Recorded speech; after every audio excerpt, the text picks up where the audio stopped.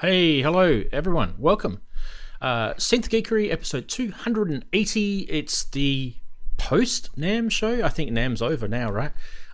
It's 9 o'clock on a Saturday evening here in Perth, Western Australia. That's where we're streaming from. So a big g'day to you guys from all over the world. Nice of you to be here. Thank you for joining us. I know there's been a lot of synth stuff this week.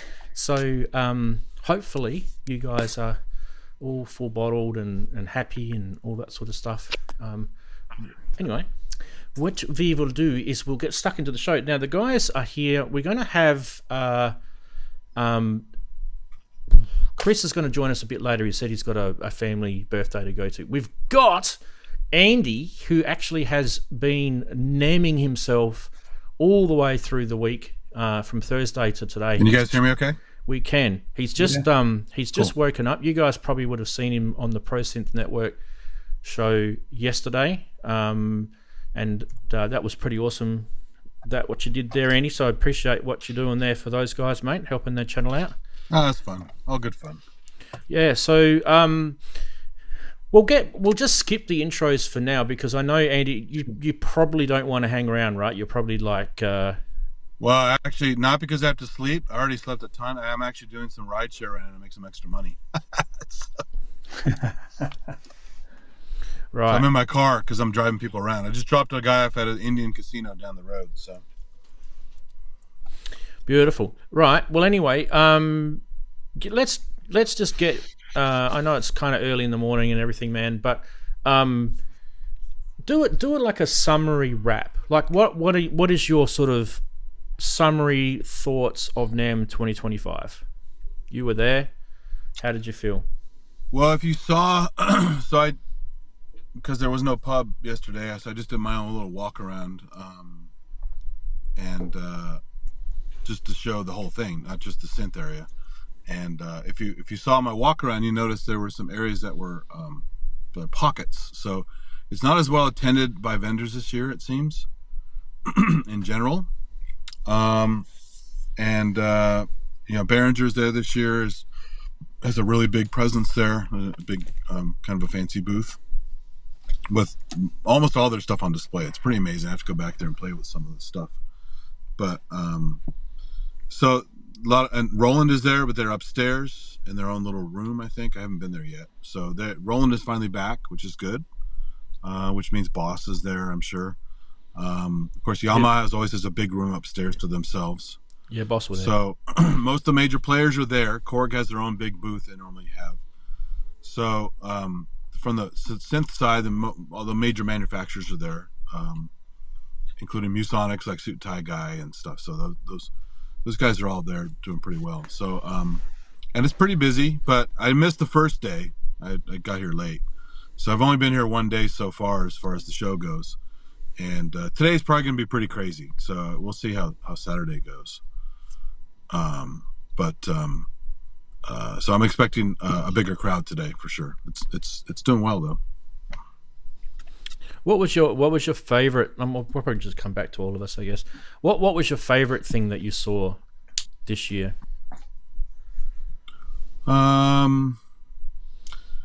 I did more walking around than spending a lot of time in place, unfortunately. So from what I've seen so far, I'm thinking again, I haven't played it yet, but it looks nice and the setup was cool. The Korg multi-poly looks pretty good, actually.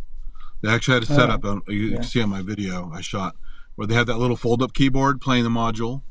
Then they have a station where it's a nice controller keyboard playing the module, and then you have the standalone keyboard, and then something else next to that. So they have a few different variations on it you can play, showing how different configurations. Is today the last day, Andy? Today is the last day, yes. Yeah. Right, yeah. Yeah. So they moved it. It's usually Friday, Saturday, Sunday. And maybe because of Buchla and Friends, because Buchla and Friends is also today and Sunday.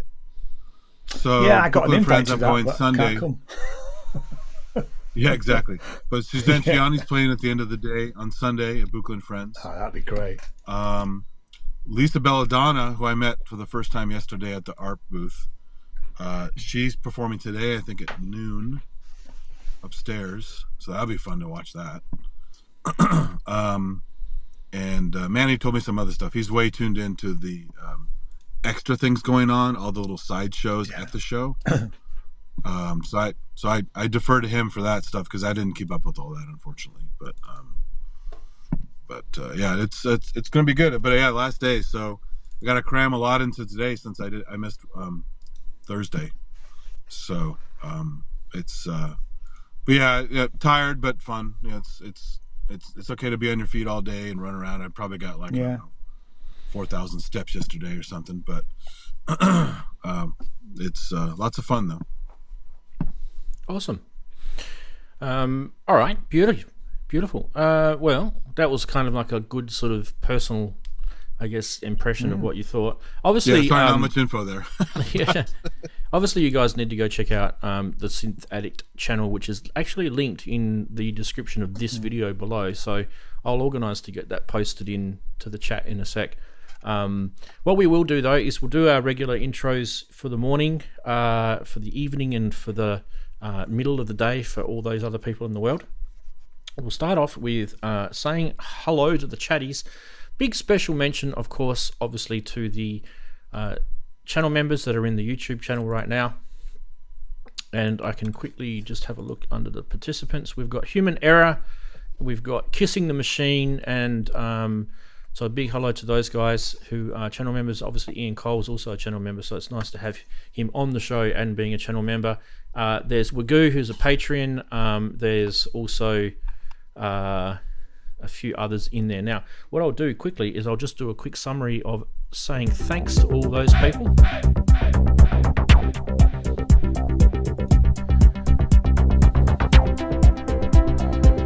Now, while you guys are reading that, there is actually benefits to being channel members and patrons. Like with any, I guess, YouTube channel, you get priority access to videos that get released on the channel.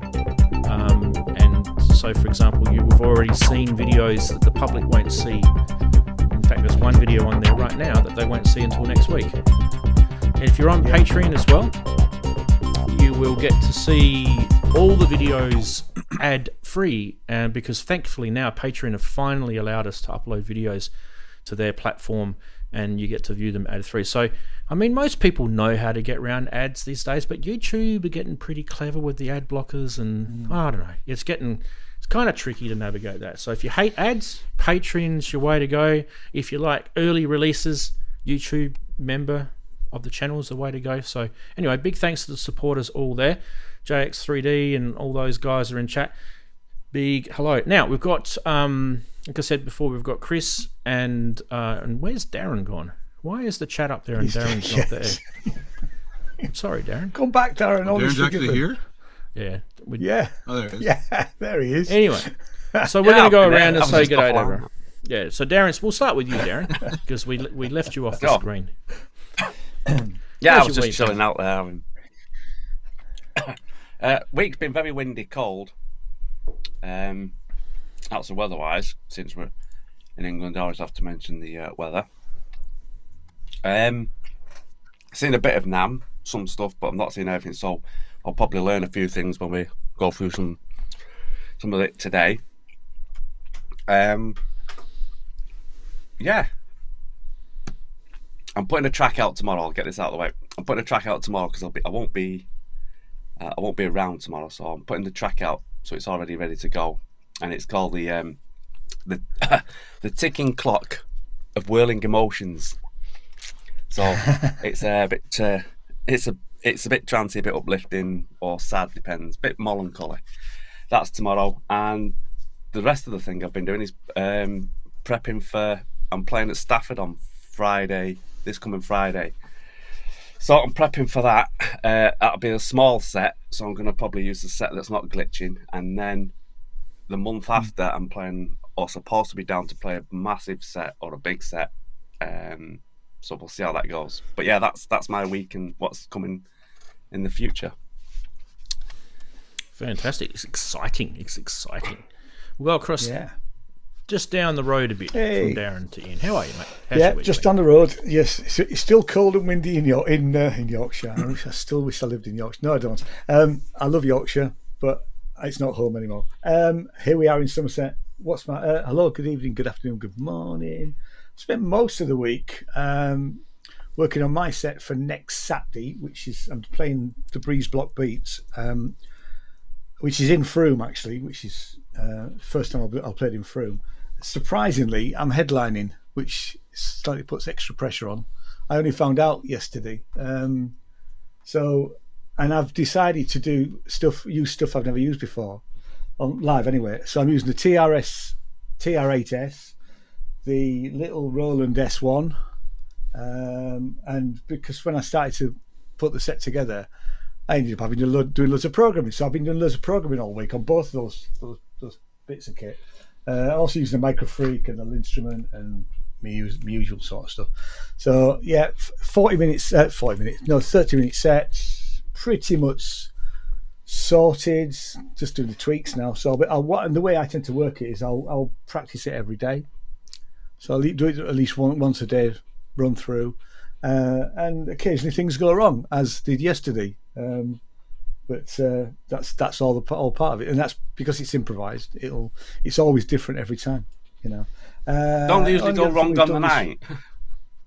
It has done. That's what happens to me. You know, but usually what I try and do is try and factor in if it does go. I mean, like when I played the EMOM a couple of months ago, just before Christmas, one of the synths on the iPad crashed, but I was prepared for it. So nobody knew apart from me, really. So I try and factor in things that, if it's going to happen, what am I going to do so that people don't realise that that's happened, you know. So yeah, been working on that. The other thing we've done is we've put the Ramshackled album out. It's on pre-order on Bandcamp. So we'll be doing some promotion for that next week, or Jason will do most of that. Pretty much that's it. I had a nice day in Bath yesterday with Jane. We reintroduced Keep Free Friday, which doesn't happen very often. So I went to Bath went shopping with Jane. We had a nice lunch, and I got my steps in for my cancer research walk. So yeah, no, good week actually. It's good fun. Fabulous. And we'll go across to Andy because he's still here in his car. Yeah. I mean, obviously, Andy, your week's been NAMM. Yeah, pretty much. A couple more things. So I've been putting a lot of stuff on YouTube as usual, but also a couple fun things on Facebook just for the hell of it. If you guys have my Facebook thing, we're doing some thermal images at NAMM just for fun.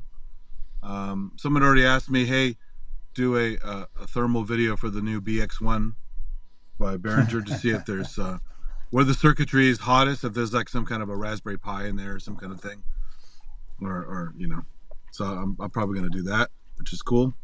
And also Ian might find this interesting.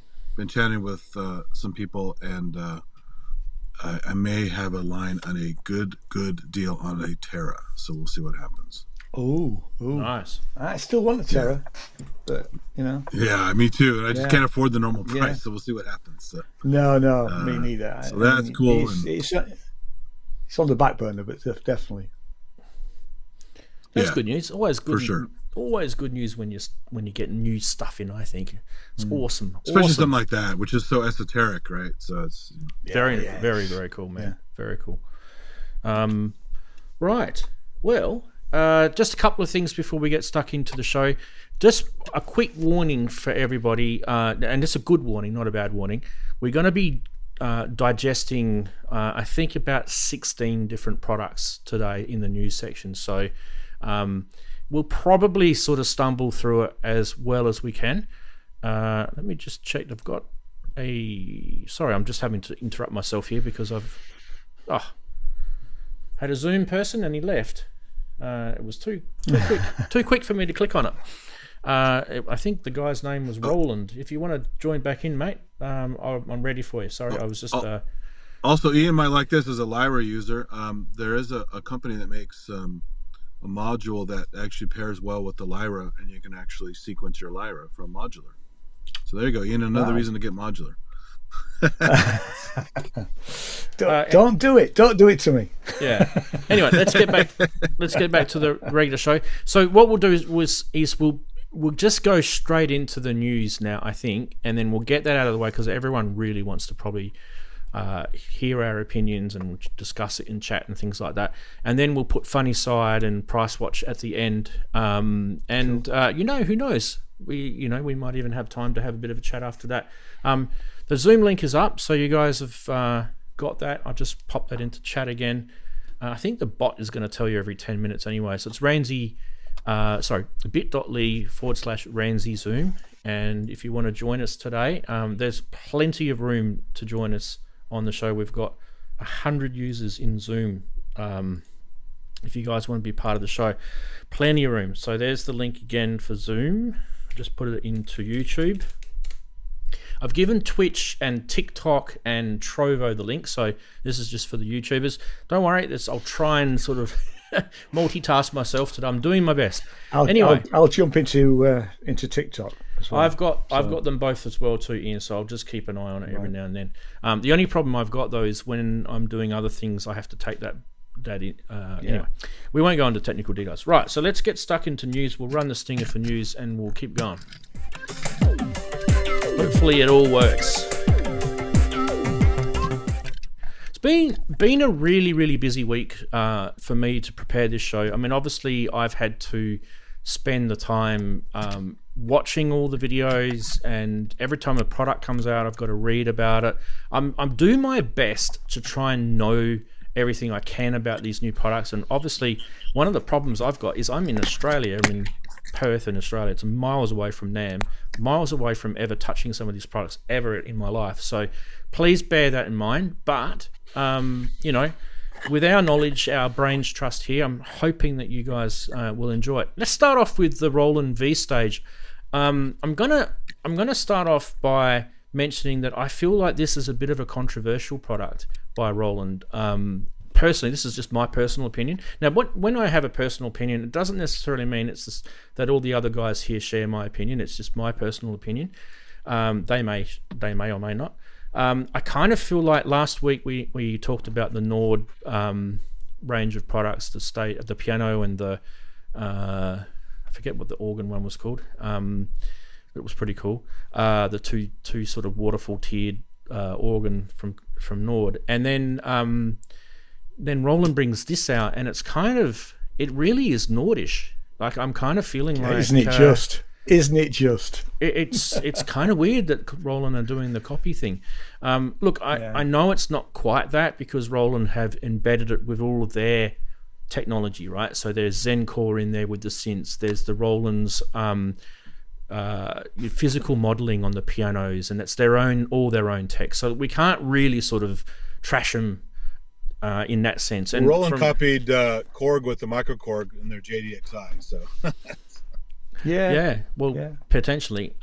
So anyway, with this, I mean, look, ostensibly it is actually a pretty incredible thing. Let's just talk about the general thing. If you haven't watched any NAMM stuff, and this is the first time you're seeing, what is the Roland V-Stage? It's a series of professional digital stage pianos. So it's aimed at the performer, and the whole point about it is that you've got multiple segments on there. So you've got an organ segment, you've got a piano segment. As I mentioned before, it's got the physical modeling on there. The piano thing is massive. You can get a whole bunch of different iterations with, things like resonance on the strings and dampening and all sorts of cool piano tech. You can go into it digitally, of course, with this. There's a synth engine. There's a what else is it's two synth engines, I should say. Anyway, so there's a whole bunch of stuff. So and also with all the Roland stuff, you've also got the decent sort of connectivity, USB, MIDI, and I think it's got a built-in audio interface and all that sort of stuff. So I thought that side of it was pretty professional. I don't mind the wooden sides. I think that's a good touch as well. The keyboard themselves are sort of semi-weighted or weighted hammer action responsive keys. Ian, I don't know if you can disconnect that when you're playing the organ. I that would be I my didn't first hear question. anyone mention that. No. So if anyone does know that, let's sing out in chat and highlight my name. I feel like, you know, if you've got that Nord experience, you'll feel right at home with this. But if you like the Roland sound and you kind of do like the Nord sort of experience, this might be a cool product for you. You might like it. Anyway, we can get sort of a video quickly lined up and we'll have a look at that. To be honest, I do prefer the dude that was at NAMM more than this. What's his name? I keep forgetting the guy's name. You know, the guy that did all the IRA videos? What's his name again? Andy Mack. No, it's Akai. David Arland. David Arland. I actually David, really enjoy his he's quite Good, knowledgeable. Yeah. Anyway, let's have a watch of this.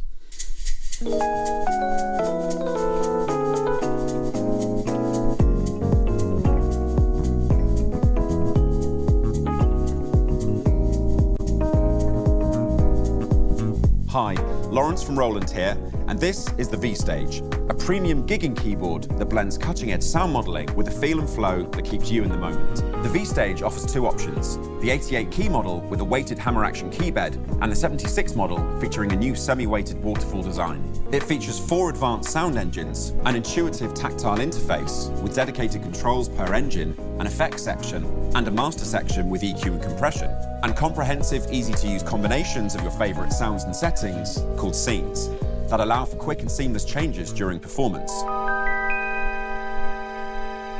Let's dig into the sounds. Let's not. Right, so it's a 6-minute video, so sorry guys. Yeah. You guys can check that out. By the way, everything that you're seeing on the show, I should mention the photos, the links, the videos, everything that you're seeing is on the Ranzee.com blog article, which gets published about an hour after the show airs. It's automatically published now, so you guys can go check that out after the show finished. But stick around, because you know you don't need to go looking at links right now. You just need to indulge yourself in all the cool stuff that we're about to talk about. Right, I want to get opinions from you guys. I can't remember the price of this. Sorry, I forgot to actually It's research in the that. UK. It's 3,500, just under 3,459 gear for music as we speak. 3,000. Okay, that's So it's 7,000. a little on the pricey side. Australian dollars, isn't it? Yeah, it is, isn't it? Yeah. All right. Anyway, over to you guys. Your thoughts, please, gentlemen. Who wants to go first? Well, I mean, I have to say, if I, go on. We'll go Daren and then we'll go Ian. Mine'll be quite quick because Ian I'll have more on this. I'm not a player, so it's a bit hard for me to sort of like give a big opinion on it. But it does look a bit, like you said, it does look a bit naughty. But for what it's got and what it is, it's a nice bit of kit. And you know, it's a stage piano, synth, organ. You know, it's for gigging live and things like that. So I think, like you said, Vans, for people who like that Nord vibe, but want some of the Roland sounds, V pianos and stuff like that, it's going to be quite a nice combination. Other than that, I can't really give much more of an opinion to it because, like I say, it's not where I sit in this market. It's quite pricey, though, I must admit, but these things usually are. Yeah. Over to you, Ian. Indeed. Thank you, sir. Over to Ian. Yeah, I think it's a bit pricey as well. I mean, if I was, well, I've got a Kronos there. And the Kronos, to be fair, I've never gigged it mainly because it's too bloody heavy. And if I had a road crew, then that's a different thing. But most of the gigs that I play, you don't need something of that sort of quality or this sort of quality to if you're going to go and play local pubs or small venues. You know, it's a premium product for a top of the range keyboard player to some extent, you'd say. If I was in the market, I would be playing this, but I would also want to go and play the Nord equivalent, because I'm not sure this would be better. I'll be honest with you. You know, you need to sit down with it. Like I say, it's just been introduced. So I want to know what it plays like. what it feels like, because that's the main thing I wouldn't really call myself a real player, but I am a player. I'm not, but I can tell the difference and that's why I know that the Kronos keyboard feels poor by comparison to other things, really. I would want to play it and spend some time with it before making any decision. But it is controversial, Ranz, you're right. And I'm not so sure that this is necessarily a good move, because for a long time, Nord have had that cornerstone up, really. And I've never played a Nord, but I know that they have, Indeed, they have, and they've done a good job of it. Andy, I just thought I'd quickly go across here. Did you actually touch this when you were at NAMM? I haven't had a chance to see it yet because it's all the Roland stuff upstairs. I'm doing that today. But I am a huge Nord fan. I have Nord lead stuff. I don't have a Nord stage because I'm not a good enough performer to justify a nice key bed like that. Yeah. So that's more like a Simon Greatbatch kind of thing, who not only can play well, but also leverages all the layers and all the stuff for a live performance. The guy's amazing. So for those guys, it's got to be great. And it is Nord's wheelhouse, but at the same time, there's no reason why anyone else can't do that, because it's a workstation kind of thingy, but more of a stage performance thing. So they did use the name Stage, which is a Nord thing, so maybe that's a little bit, but it's nowhere near as cheesy as what Behringer always does. So I mean, I don't think the video are trouncing upon their. Sorry, go Andy. Sorry. I was saying, they're trouncing upon a little bit of Nord's foot space. Yeah, definitely. Yeah, I don't think the video sold it at all, really. It made you aware of it, but actually those sounds that they used did absolutely nothing for it at all, really. Right. Yeah, well, I don't know what the difference is, but I mean, if it's Roland and they put the right engines in there, it could be a pretty amazing box. But Nord does make really good stuff too, so I don't know. I have to go play around with it a little bit and see. Yeah. I'm not going to buy it anyway because it's too expensive and it's not my kind of thing. I'm not a good enough player, so.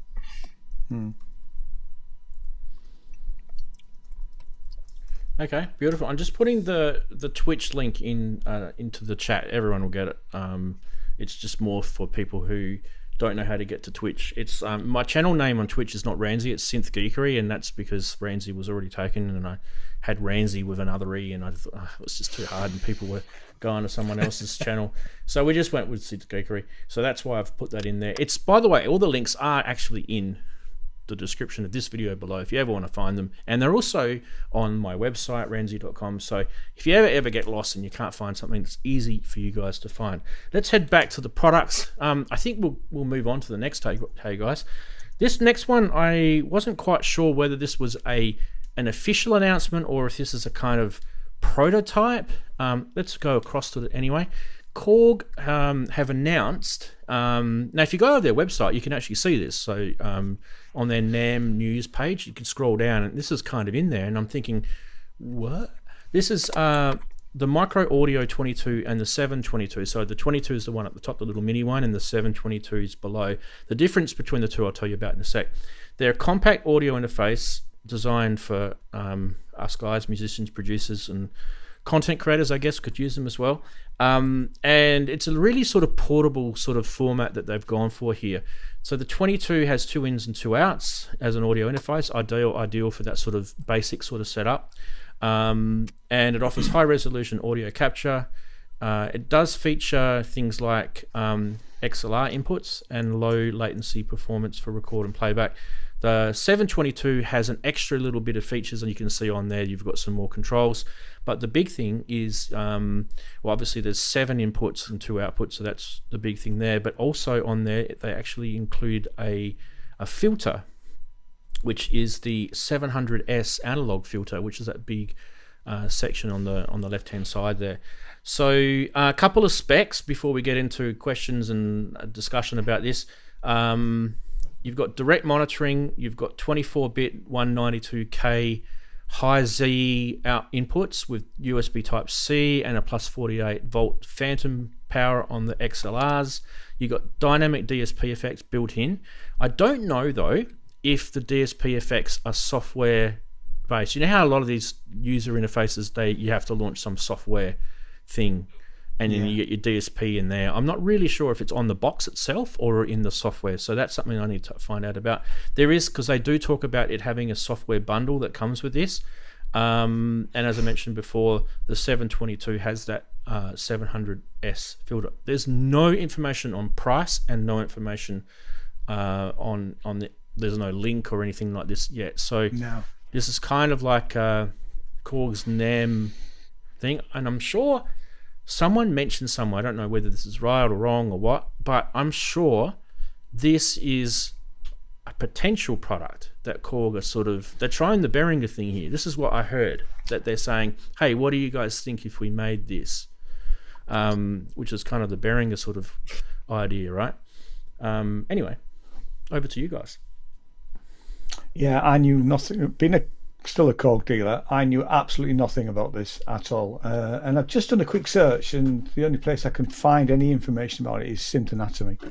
That's a quick search. There might be more out there, but I'm not getting anything certainly from Korg UK or even Korg USA about it. So I think you're right, Rant. I think it's a potential product.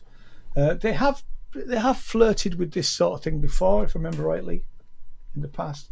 Now they do things that are a bit left field, like turntables. So I would want to know price, really. It's a very busy market. I don't think it's going to be cheap. Looking at it, it looks quite. Knowing what Korg of old, I think we're probably looking at 500. When you expect it to be cheap, it's not. Yeah, exactly. Yeah. No, I don't. I mean, and you're right. It's a very busy market. Is audio interfaces. So they're going after the Roadcaster thing. Is that kind of? Well, maybe. I don't even think it's Andy. I don't even think it's that, because if you look at those Roadcasters, they are like completely aimed at simplifying those podcast type setups with multiple mics coming in and people sitting around a desk. Like if you look at, I don't know, if very specific jobs. If you guys ever watch that, there's heaps of podcasts on YouTube, but one of the big ones I've seen, which use the Rode gear, is the Whatever podcast, and they've got all these Shure mics all sort of set up around a couple of desks type thing, and they're all sort of facing into each other, and the guys behind the scenes, they've got a Rode podcaster connecting them all up. The Pro, I think they're using. So I don't think this is kind of in that realm. I think this is more in the realm of a M audio interface, the 2 in 2 out, or the small Focusrite Scarlett stuff, that stuff. That's kind of where I think that. I mean, the Scarlett, for £100, where the Scarlett start, they are cracking. I've got one here. I've been using it for the last 2 or 3 years. They're brilliant. They're cheap. Yeah, I've got 2 Scarletts. Yeah. They work really, really well, and really that's where that's where your competition is. So if you do want to find it, Ian, by the way, I know you were looking for it, Ian. It's on the Korg website. If you go to their news section and you go to their NAMM post, and it's a big scrolly post. Is this the USA or the Australian? Oh, it could be the Australian or the USA one. Can't remember which one. Korg USA, because it's definitely, I can't see anything on Korg UK because they're split. They have different websites. Korg USA products. The good thing about these things, though, if we catch it, there's not a lot more information we can give you. I mean, there's a fair bit that we told you about. Yeah. When they do bring it out, we can always go back and share our experience that we had with it when it was first announced. And we're actually going to do that with the product a little bit later on. So stay tuned for that. All right, I reckon we keep going, guys. And you don't need to rush into that, mate. It's fine. No. All right, next thing is Polyend have brought another product out. Now this one is quite interesting. This is called the Step. It's actually a drum machine, but it's in a guitar pedal. So it kind of has the same sort of form factor that you would like a Strymon Big Sky, or a larger sort of guitar pedal sort of size, but it's actually like a drum machine. And I've got a video lined up. We'll watch the video and then we'll come back and have a little chat about it. So we'll get all that teed up and ready to rock and roll. Here we go. Go.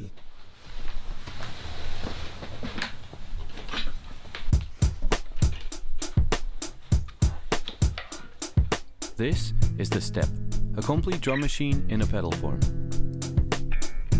Step is a 4-track drum machine that lets you create, customize and control drum tracks like no guitar pedal before. Choose from over 50 punch-in effects to add via the dedicated effect stomp switch. Expression and MIDI add even more control. Use an expression pedal to control anything from volume to reverb to tuning. Step is a versatile machine with option for simple instant drum beat creation, while also containing the control and customization features of a professional drum machine for anything from polymeters to generative melodic sequences.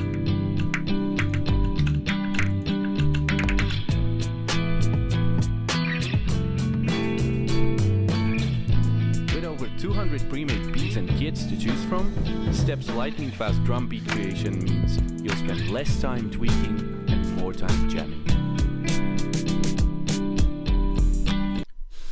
All right, there we go, boys and girls. The Polyend Step. So they're saying it's a versatile step sequencer designed for musicians, who want a hands-on control over their music creation. But obviously, it's also a built-in effects thing. It's also a built-in drum machine. So it does things like multiple tracks, and so you can, support sequencing of multiple tracks in there. It has MIDI, CV gate, and USB options for integrating with your gear. Has real-time controls with the pedals. The buttons, the foot switches. That's the word I'm looking for. And you've got a whole bunch of other things in there, like polyrhythms and different time signatures, a pattern memory and a recall. You've got automation with parameter locking.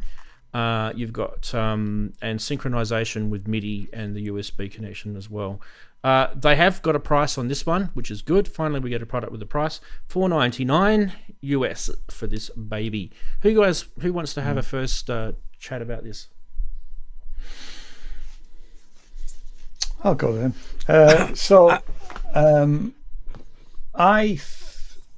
Korg have done this sort of thing before, where it's obviously aimed at sort of guitarists or buskers, that type of thing. This looks a bit more sophisticated than the Korg one, if I'm honest. The price is a bit higher, but I mean it's $439 here. Not currently available, but the estimate delivery is mid-February, so it's not a million miles away.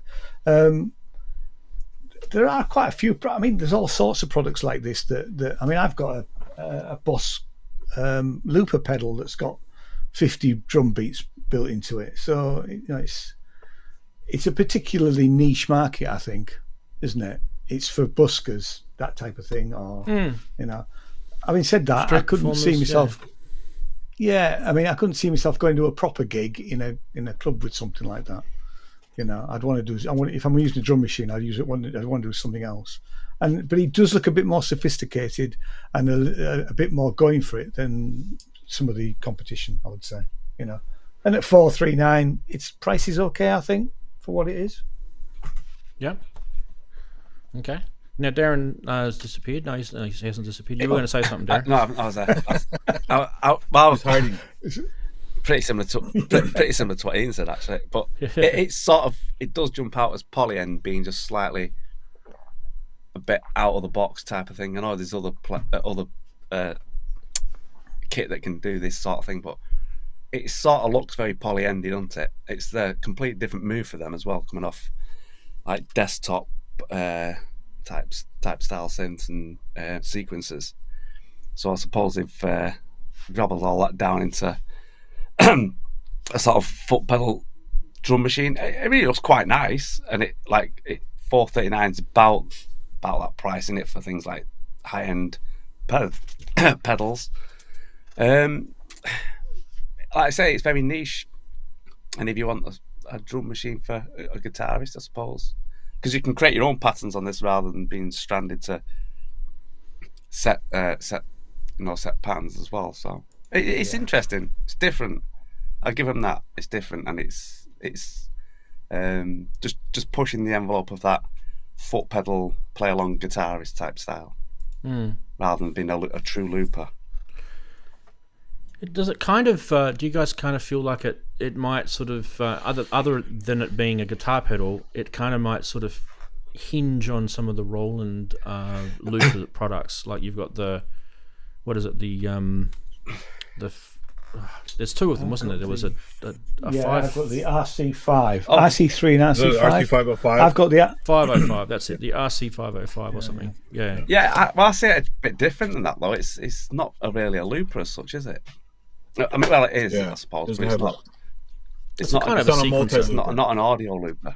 Yeah, it's kind of. It's not the same. Yeah. Okay. Maybe. Oh, I wasn't quite So sure. the where RC5 has got. That's the RC5. That's got 50 drum patterns in it, as well as being a looper. So yeah, that's the thing I was thinking of. The Beat Buddy is a common thing. You guys ever seen a Beat Buddy, where they have professional drummers create sequences with good quality sound? So that's like a busking tool. Yeah, it's called Beat Buddy. It's a little guitar pedal, but it doesn't do looping as far as I know, and it doesn't really have a lot of effects built into it. It's more just about the drums. Yeah, maybe. Yeah.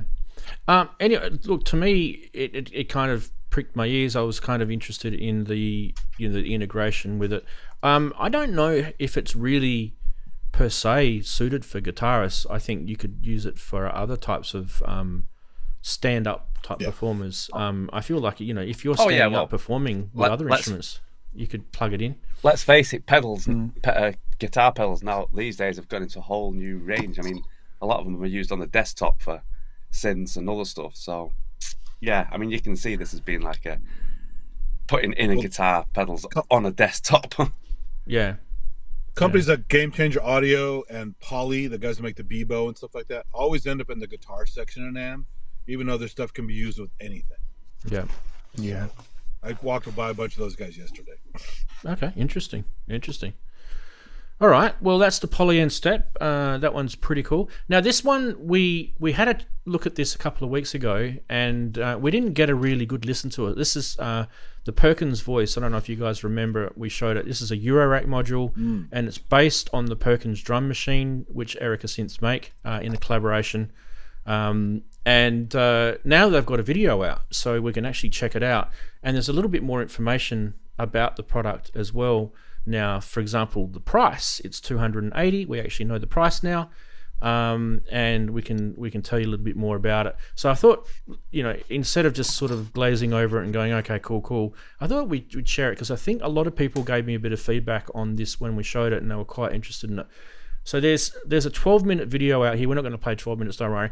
But they've got a whole bunch of different sections. You can see down the bottom a huge sort of time lapse sort of stuff down the bottom. You can go check it out. But let's have a little listen to it.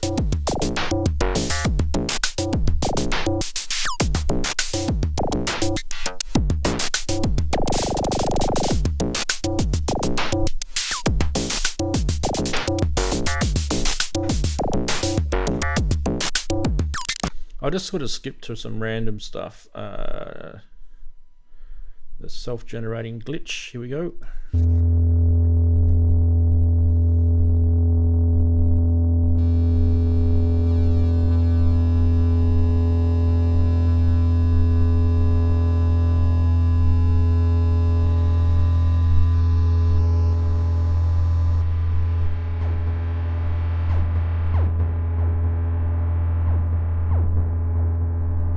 In the poly overlap mode.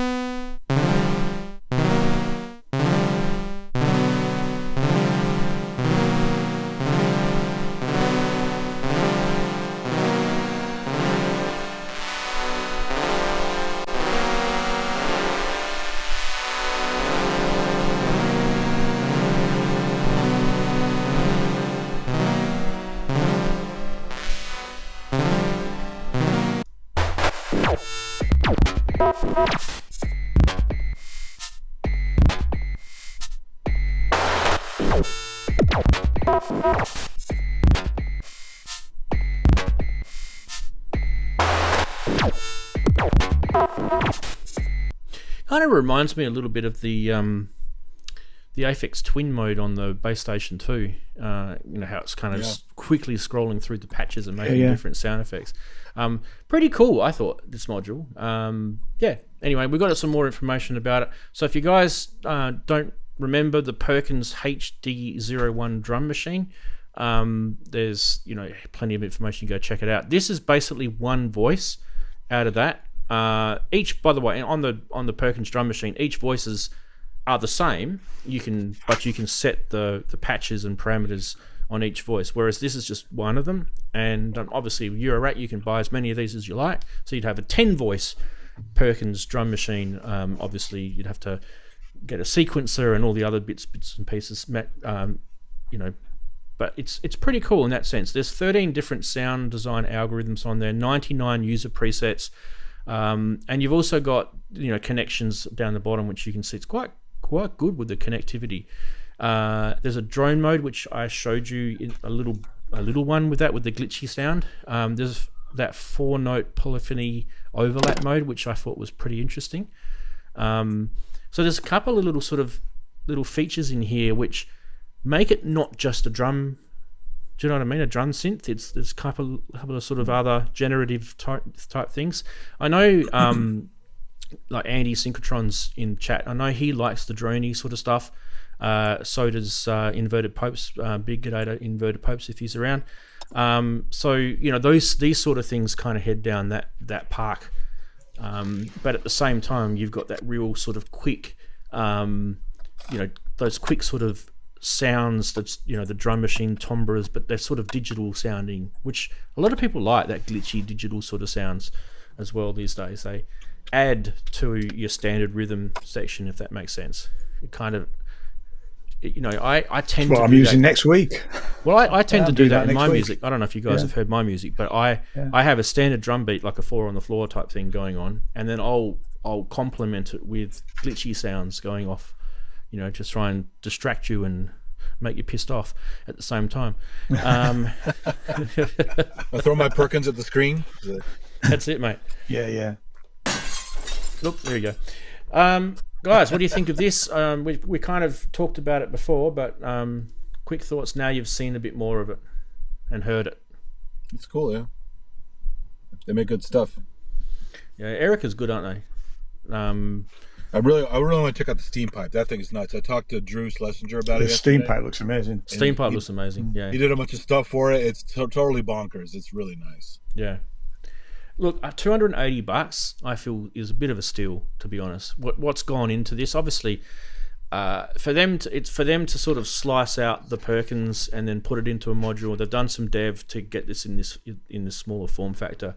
The code was already there and everything. I get that, but I kind of feel like it's really a steal. It's a really good price.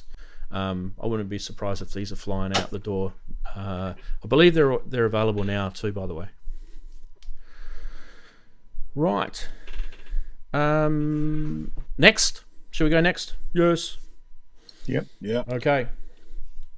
Next is this announcement by Akai. Were Akai at NAMM? Andy? They are always there, but I didn't see them yet. They're in the DJ section. Okay. So if you don't go to the DJ section, you don't see them. You don't see them yet. Yeah. Look, this is a pretty big announcement. I mean, we know that the what the announcement is, by the way, I should say what it is. It's that the MPC 3 firmware is now public. It's no longer beta, and they've actually smashed it out to 3.4.1. I don't know how they got there so quick. I kind of lost track of the firmware updates when I was doing the beta testing for them. But there's a second announcement inside this announcement at the same time. So the second announcement is that they have done a partnership with Native Instruments, and there's now integration into your MPC with Native Instruments plugins. Now, there's not a million of them. So you know how Native Instruments have got like a gazillion different plugins. You can't get all of them, but what you can get is there's quite a lot. And the cool thing about it is some of them that you're getting are actually pretty cool. I'll go across to the video. We'll have a little look what Andy Mack's got to say about it, and then I've got the MPC installed already. Hi there, I'm Andy Mack from Akai Pro, and today I'm excited to announce the official release of MPC 3 with Native Instruments integration.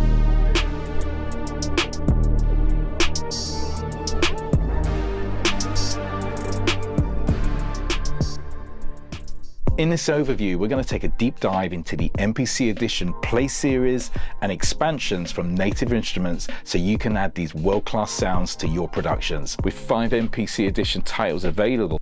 So they're the 5 that they're offering now. I'm just pausing it there so you guys can see from Native. These are all Native Instrument plugins. And inside each of these, there's a whole bunch of stuff. They're quite deep. I'm pretty sure the price is only about £25 per plugin, by the way, which is pretty good. By the way, you can use them with the MPC standalone. I don't know what the situation is with the MPC software, whether they've gone MPC 3 yet on the software. I haven't got that far, but definitely on the standalone. So they want that the mojo. They want to get that Machina mojo now. Yeah. So let's just go back to here. Now, I've got the MPC 3 software installed now on my MPC, which is literally right here where my hand is.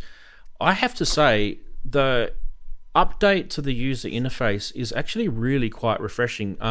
It's going to definitely challenge me in a few ways because there's some roadblocks. Like, for example, the whole key group thing's changed. But what they've done to get around it is, if you want to keep a key group in the MPC 2 format, you can do that. But also you can actually import it into the MPC 3 format, or vice versa. So they've got that sort of backwards compatibility. Whereas I think during the beta testing stage, it was completely burning the key groups. And people were getting a bit pissed off. So they've kind of, with one of the announcements with the 3.4 firmware is that they've done that now. There's a whole heap. Like, we're not going to go into the firmware today because I think we've talked about it before. There's a massive heap of stuff in this firmware. There's, like, Daren, you'll probably recognize some of the Akai Force in here. For example, that there's like... yeah, the long and... You've got like the mixing, the mixing slider things on the screen now. They never had that on the MPC before. The arrangement integration on this is huge, and also I just kind of feel like they've just cleaned up a little bit of that main. When you click the main button, the interface just looks really nice. If you haven't updated your MPC to 3.4.1, go for it, guys. I don't think there's anything stopping you. You can go back, by the way, if you've kept a copy of the firmware on a USB for MPC 2, keep that somewhere. Don't burn that off. You can go back if you don't like it, but I think you probably will. I think you'll probably stay with this. It's pretty cool. Does anyone want to ask any questions or have any thoughts about the Akai MPC stuff? Well, the synths that come with it, or the 5 plugins, there's not. It can't do every single sound that the Native Instruments plugin does, because I think it can't do wavetable. I think, is it, on the MPC? So some of the sounds that have wavetables in don't sound quite the same, or is it? I'm sure it's one of the two, but some of the sounds, you don't get all the same sounds you do on the plugin on your desktop. Yeah. And like I said, I'm sure it's the wavetable is. So if a sound contains a wavetable in any form, then it's not going to sound exactly the same as it does on the desktop. That might be the case. I'm not sure. I haven't kind of dealt. I mean, I've had it for like 24 hours, I guess. But Daren, one of the things that I did notice that they've got on here, and that is the warping now on here has come to a lot better fruition. You can warp sample in you can sync it a lot better than you could before. Yeah, so you can sync it, and there's a whole bunch of stuff. Which, I mean, really, to me, and you'd be the same, Daren, is that was the biggest shortcoming of the Akai Force, was that the warping was just non-existent. really, and it needed that the force needed a warping. They could have added it. It just I don't know used why to they warp didn't. how it thought it could warp. It had the power. Yeah. I think they just gave up on it after a bit and thought we're just going to stick with the MPCs. And, Yeah. like you say, that was. They always teased. They were They had just some gonna stuff on the force slowly first, some stuff on the Yeah. MPC first, and went back and forth. So you can see the user interface has changed quite dramatically. Like I don't know if you know much about MPCs. If you've got an MPC, you will know straight away that looks so much different. Like for example, the channel strips you can see with the level bar graph display on it. If you click on that, it expands it. Literally expands that channel strip, and you actually, there's a mixer sort of section on there, which is the third icon down, the one that looks like the vertical mixer. The browser now is literally the folder button, which you can see the big yellow folder button. You can go straight into the browser now from there, which is so much handier. And then there's a whole bunch of other areas to it that's improved. Like even when you're sort of selecting, I don't know if I can find it here. When you're selecting instruments, the whole GUI has improved immensely as well. So it's a really, like, when I think about this, guys, I bought my MPC in 2017. So what are we looking at? Nearly 8 years, I guess it is now. And I have not had to pay a single cent since then. And I've had all of these cool software additions to this thing. So Akai have literally poured. I would be very surprised if it's not millions of dollars worth of R&D into this software. How nice would this have been on the Force if the Force was up to it and they carried it on? Well, that's the thing, Daren. I think we've all scratched our heads a little bit about where does the Force sit as a product, and I mean, really, in all respect, they kind of do step on each other's toes. So, at the end of the day, does the Force die a death? Is there going to be a Force 2, or is it basically just going to be? I think looking at this, it's a dying of death. I think they're sort of going to pretend that they forgot all about it and didn't. It sort of existed once ago, and now that'll be it. I think by the look of this, it's ironic too, because MPC is known as a rhythm box, right? Yeah. But the Force has 64 pads, and if you map it right, you get way more nuance and performance and control over your beats than you do with an MPC with all those extra pads at your fingertips, like Nick Trakakis used to do. His demos were amazing. Yeah. I feel like they kind of, maybe they should have, I don't know, done a little bit more push stuff with it. Daren, like, it probably could have been a bit more like a push. Yeah. Before push 3 came out, they had their opportunity to do that. Yeah.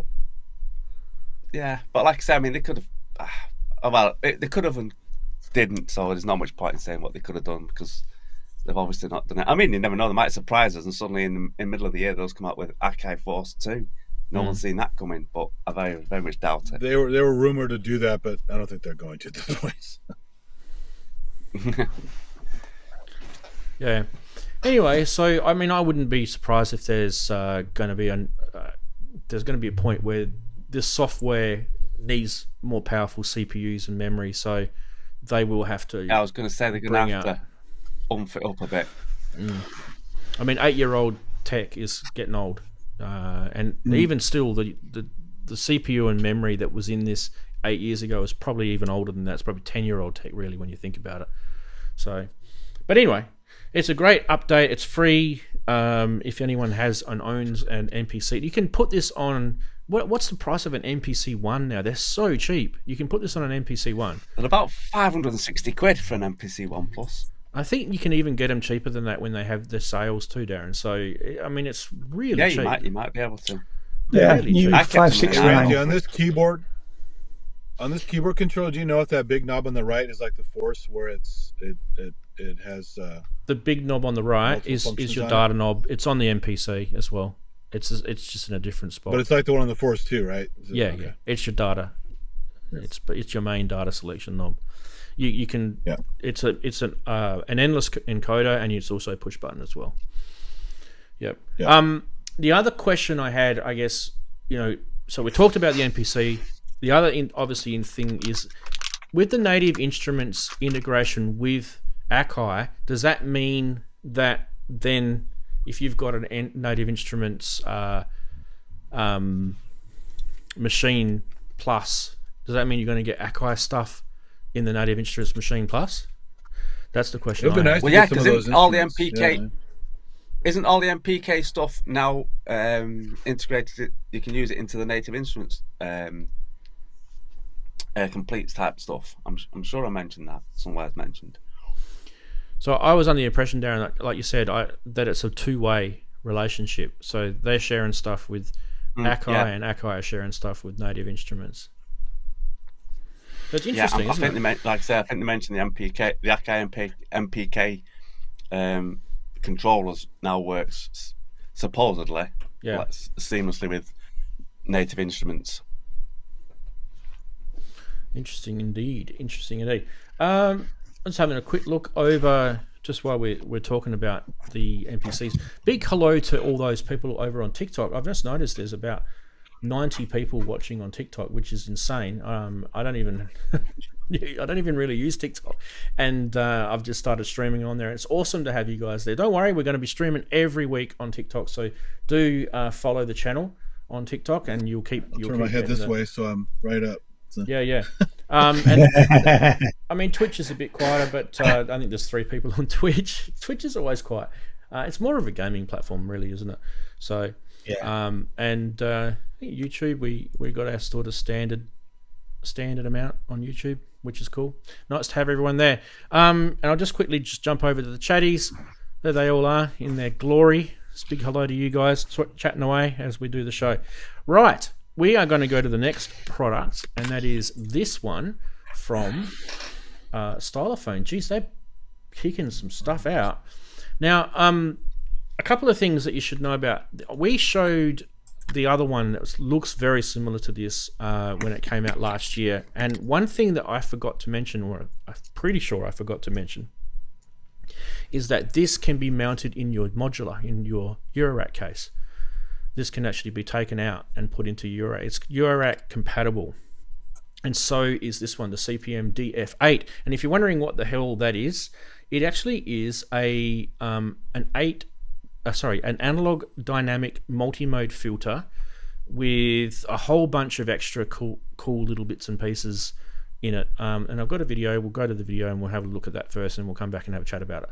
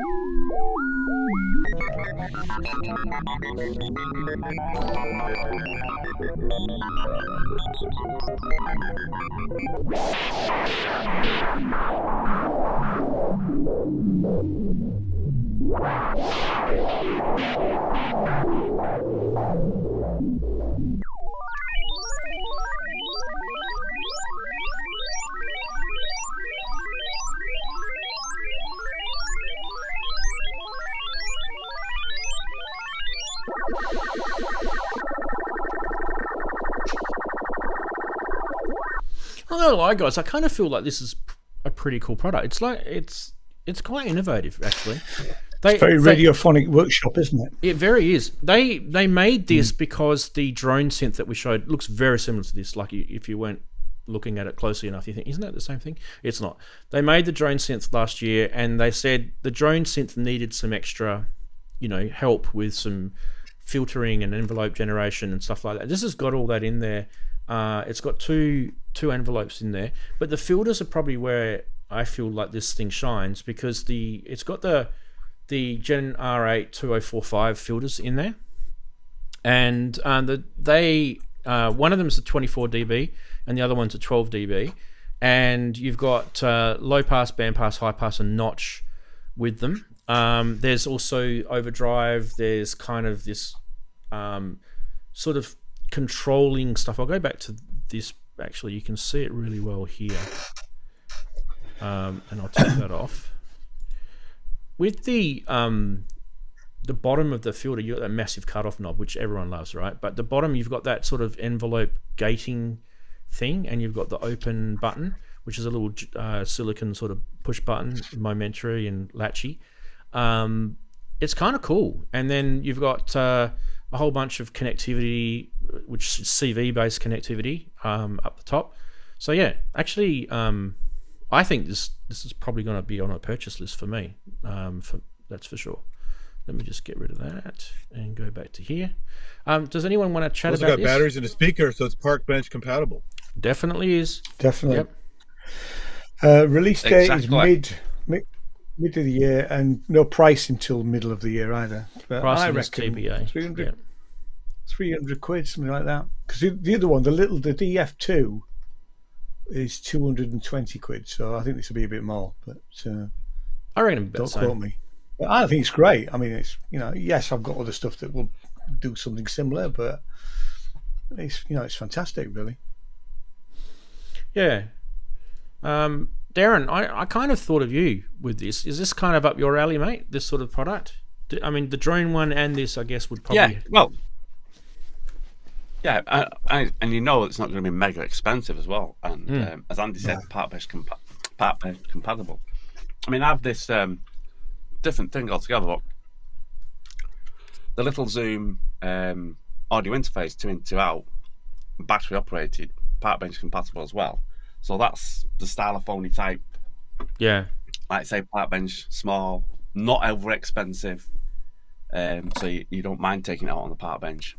Yeah, it's quite cool. And like you say, it's just I don't know. Just I like it. I quite like it. Did you say how much it was, by the way? No, there's no price yet, but we are assuming it'll be around the $200. It also has built-in delay effects and things like that in there too. I forgot to mention on the right-hand side. So not only is it an envelope generator with a whole bunch of envelope features, there's 2 filters and some built-in delays. It's it's okay. So this is not a product that you would just buy and just use it on its own. It does have self-oscillation, and you can play the filter, which they have in that video that I showed you. There was some demos of the sounds that you heard, which was them playing the filter. But I feel like guys will chuck this in their modular, and I feel like it's a cool little sort of utility module to sit somewhere, and it just does a whole bunch of things well. So yeah, it'd be interesting to see this thing in the I have wild. to go by the booth and check it out. I haven't been to the booth yet. So. You can join a waiting list for it on their website.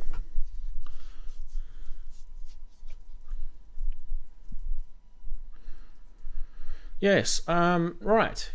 We will go to the next product now, which is if you're just joining us, by the way, I know there's people. I'm watching TikTok and there's a whole bunch of people joining us, and YouTube as well. I'm seeing people join us. So if you are just joining us right now, what we're going through is basically all the products that came across my desk during the NAMM show 2025. Not every single one of these products went to NAMM, but these were kind of all announced during that week of NAMM. So we're just getting across everything here. Now, what are we up to now? We've already shown about 6 products. We're about to show the 7th, so let's go into there. And that's this one. We've already shown a bit about this, actually. This is these guys weren't at NAMM, that's for sure. These are a Chinese company. You guys have probably heard of them. They're called Donna. Oh, Donna's there. I just walked by the booth yesterday. Oh, they were there? Oh, yeah, big booth. They make everything. Drums, controllers, guitars. They're one of those Chinese companies that makes everything. Right. This is quite interesting. The picture that I've shown here is actually only part of it, and I probably should get the website up and show you guys. This is the Donna L1. It's actually a SH101. If you guys don't know what the SH101 is, it's a Roland synth from the 80s. This is their sort of take on it. But it's got a detachable keyboard. It's kind of interesting. when we first saw it, it was kind of just a leaked thing earlier in the year. Late in last year, wasn't it? More like, and we didn't really know much about it, and it was all leaked, and we were kind of like, yeah. Not really sure. Anyway, let's have a look. I'll just go across to the website so you guys can have a squeeze. Now, that's obviously the module. This is what it looks like. This website is terrible. Is it going to let me click? I'm clicking. Hello.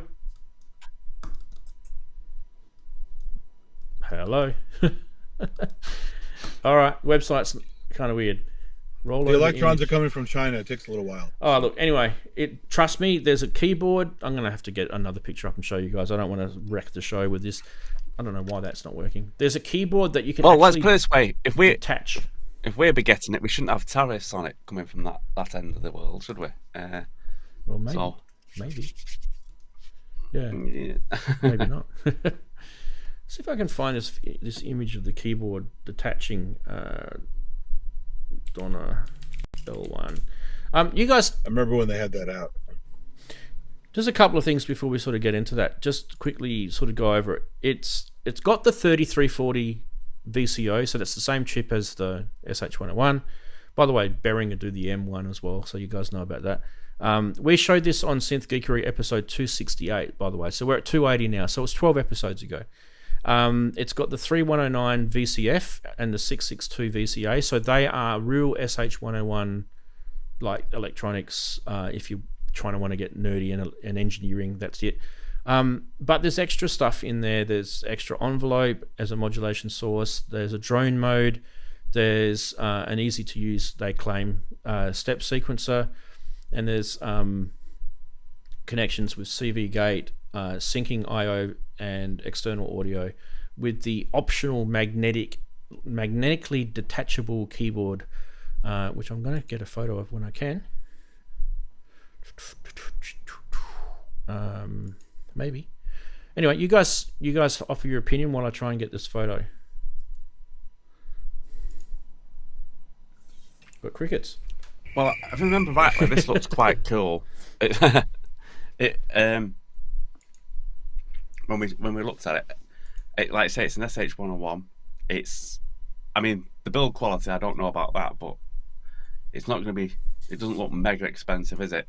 And like Andy said, Donner are getting a lot of stuff piling out from China, and it's one of those, I think, not expensive, so it doesn't matter if you break it, and if it sounds good, it's all about the sound at the end of the day. If it sounds good and it's not going to break your bank, then it could be quite a few people might like this. And like I said, I walked by at least 20 or so Chinese booths yesterday. And Donner was one of them. But there are a lot of Chinese companies doing the same stuff now. So exactly. What is it like, Andy, though? Is it like AliExpress or Alibaba? Is it kind of one of those capers, or is it this company really kind of unique? They have a much better booth than a lot of these ones that just say China with some colorful graphics on the top. Yeah. And some unusual names. One was this China, it's a very long name, China something flourishing. So there's like a lot of like kind of weird English in some of the titles and stuff. There's a whole sea of, you'll see on my video, there's a whole sea of these Chinese booths. Some are quite large with like drum pad sets and guitars and keyboards, and some look just like Casio keyboards with all the different color variations and very friendly looking. They have really nice looking controllers with light up pads and stuff. So I mean, they're making, some of these companies are making a little bit of everything now. It's pretty nuts, including like big marimbas with nice wooden keys and stuff like that. And I used to see just the Chinese companies doing band instruments, so like brass, woodwinds, violins, things like that. And now a lot of them are doing the tech stuff, right? Including guitars and stuff. So it's definitely kind of wild. But I'll be shooting more stuff today about that as well as all the other floors. But real quick, I actually have to run because I'm going to go make a little more money before the traffic gets bad. So It was good hanging out, and I will see Good everybody. to see you, Andy. All right, Andy, care, thanks for Andy. joining us, bud. And stay mate. tuned for all the goodies. And Sunday is Brooklyn Friends, so that'll be fun too. So lots of Yeah, yeah. modular. Cheers, mate. All the best. I'll see you guys. Cheers, mate. Thank you. Bye. Take Bye, care. chatties. So as I just quickly popped over the top of everyone. That's what it looks like with the keyboard. And so you saw before with the module, it has that sort of magnetic strip across the front with the module, and that's where the keyboard sort of attaches, which is pretty cool. Actually, it's pretty cool. I mean, I have to say, I must for a admit, I long quite like time, the design and the look of it. Yeah. yeah, I dismissed this company because they do everything in the, from audio instrument based stuff. So guitars, drums, mainly electronic drums, not acoustic drums. And I'd see their adverts popping up all the time, but completely dismissed them. I don't think I can dismiss them anymore. They are in the bottom end of the range. I mean, this is 130 quid, this thing, without the keyboard. I suppose the build quality and reliability is questionable at this point in time.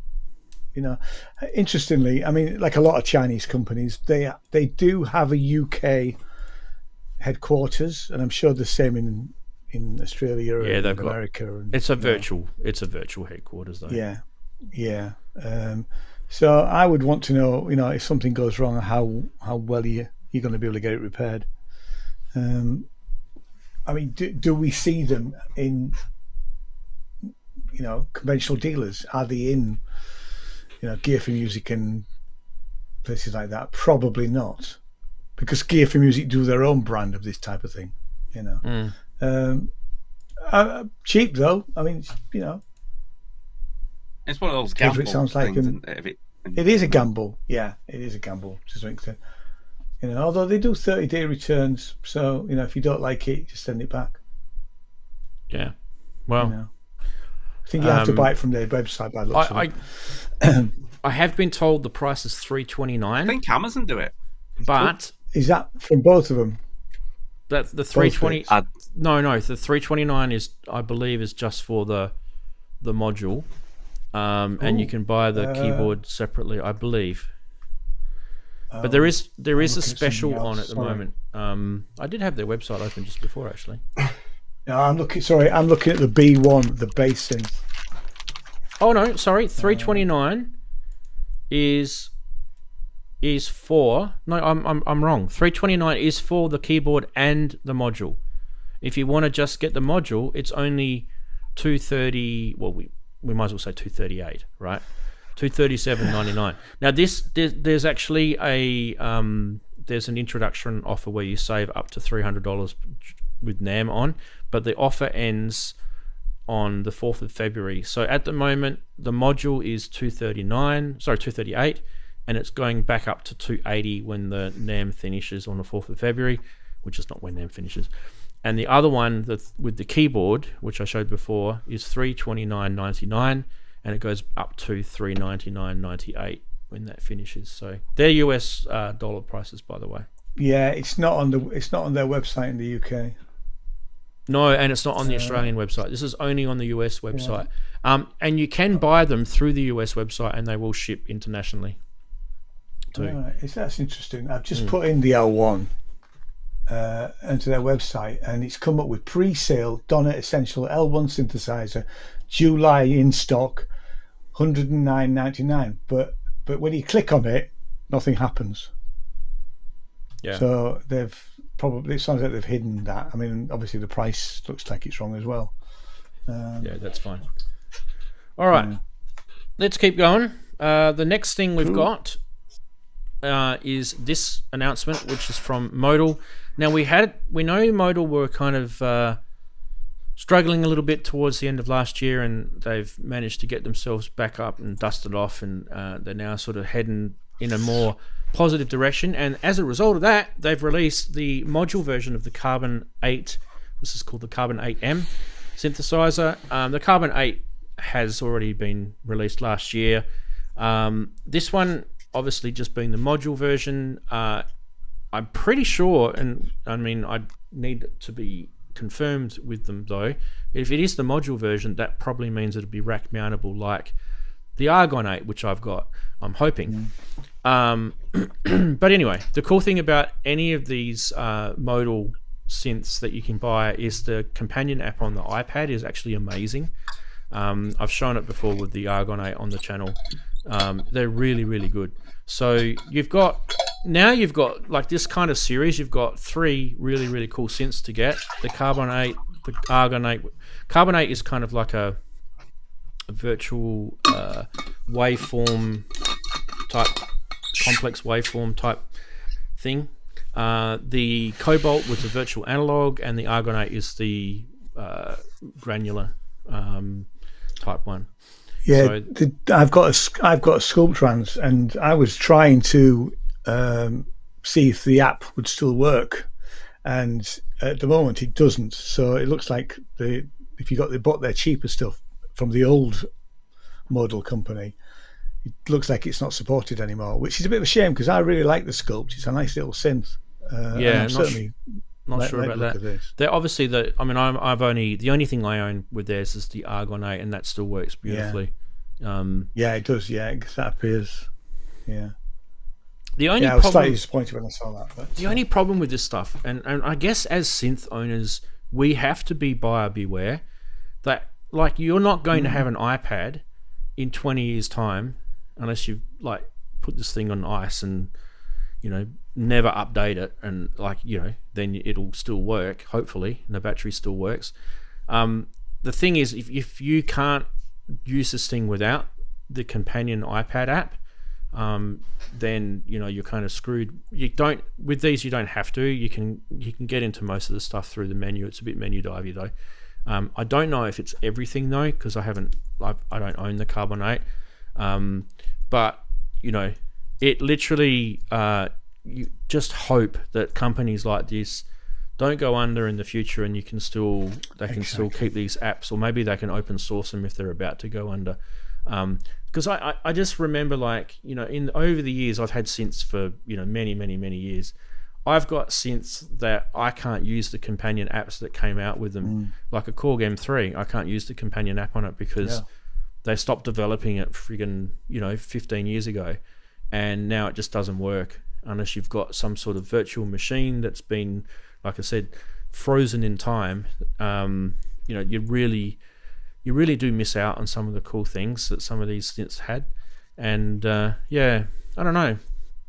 It's kind of a risk. It's a risk, but it's not a risk. Yeah, I mean, obviously the more money was brought into the company because they were down the road from me. They were in Bristol, I think was. I don't know whether they still are, but and it was horrible to see them go. But at least they're back to some extent because they were doing cool things. All of their synths were MPE compatible, which was always really interesting as well. Well, I kind of feel like, assuming it's just the same. If you're one of these people that has really not a lot of space, you might have a bedroom studio. Like a lot of people have bedroom studios, right? Where they've just got a corner area in their bedroom, and they've got a bunch of synths and that. These little modules are brilliant because they're standalone. You don't need a computer to run them, like I mentioned before. There's that iPad app, but you don't need it to run this. It's standalone. You plug it in, and the sounds come out of it. It's brilliant that way. And then if you've got limited space, you can have your MIDI controller connected up to this, and you can just pop it away or slide it under a little nook or something like that when you're not using it. They're really good. They don't. Like I could swing my camera around. Like when you rack mount them, I'll actually show you. This is just for people that don't know, right? Because I know Ian, you know everything. Well, I've got the PTZ camera, and I don't think it's connected. Let me just connect it, guys. Yeah, it hasn't connected. Let's see if it works now. Yay! There we go. All right, so I'm just got. This is over to the left. You can see up the top there. I've got the Argon 8. Why is the zoom not working? Zoom. Come on, zoom. Okay. Stuff here. I'll have to zoom this way. Zoom. There we go. And then over. There's the Argon 8. So when you think about it, you can the Carbon 8 would be the same as this, right? The Carbon 8 M. You'd be able to rack mount it like that, or you can chuck it under a little thing on your desk or whatever. They're really versatile, these little modules, and I'm a big fan of Modal, by the way, too. So I think they're a great bunch of people. Okay. Yeah. Hong Kong now. They're based in Hong Kong. Yeah, but according to their website, they've got. Best person to ask about this would be Robbie, because he knows a bit more about it. But they've got the guys that are kind of in control of the Modal stuff have got more freedom, and they don't have to worry about the admin and running and finances of a company. So I'm hoping they still must be in Bristol then. I don't know where they are, but you can check with Robbie. Robbie's he's been just in arrived and out in the of chat, so he'll tell us. He's been in and out of chat. He could probably tell us. Let's keep going anyway, because that was kind of like a mini announcement. Now this is interesting. This one, like anyone who went to NAMM, this is actually a photograph at NAMM, and they went to the Behringer booth. And one of the comments I heard was that was actually pretty popular, the Behringer booth at NAMM. They would have seen a couple of synths there that haven't been released yet, and this one is one of them. And this one may or may not ever get released, but this is a BX-1, they're calling it, which is actually a clone of the old Yamaha DX-1. There's a couple of things that aren't working on this. There's a couple of videos up where it's actually making sounds and stuff as well, so it's kind of semi-working, semi-not. But the DX-1 is actually an amazing synth in its own right. A lot of people have given Behringer like nice messages saying, you guys, please make it, it's awesome, you should do it. So I don't know, this is kind of what Behringer do. They go, okay, cool, we'll see what people want. If it's really, really popular, then we might continue with it. But yeah, it's surprising. I never knew they were going to make it. There were people in the know that knew that Behringer bought a DX-1 from a well-known musician in the UK, and there's a bunch of stuff they bought from that musician from a sale, and it was kind of in a way that the people that knew that, they were sort of thinking, well, it's inevitable they're going to reverse engineer some of this stuff, and they're pretty clever at doing it, aren't they? You have to admit. I wish they were more clever, right, at just coming up with some new stuff, honestly. Their own stuff, yeah. I don't. So the thing I kind of hope, and I'm kind of holding on, I don't know, so don't hold your breath, is they're learning a whole bunch from doing this old stuff, right? That's what I'm hoping. We say that every time, though. When they get to the end, there's nothing left to clone, right? There's one day they're going to get to the end. There's nothing left to clone. They're going to have to go, all right, okay, guys, let's start making our own stuff again. Hopefully. I don't really know how you can improve on a DX1 personally, because they are just amazing. I don't own a DX1. I've got a DX7 II. So I'm very jealous of anyone who does own a DX1. They're amazing. But have a look at the chat. I guess there's some people saying that they're happy with this to be remade. So Yamaha aren't going to redo it. Yamaha aren't going to... Exactly. Yeah, are they? So why not? So they probably don't care. I just don't know legally like how they'll go, because Yamaha are a pretty powerful legal company. I haven't seen their CS80 come out yet, that they've been making for years. Behringer, that is, I'm talking about. So, that's another Yamaha product that they're supposed to be remaking. Haven't seen that one come out. So, yeah. Anyway, thoughts, guys? Get them to do it. I mean, we've obviously no idea of price, but I think, like I say, Yamaha are not going to do it, so why not?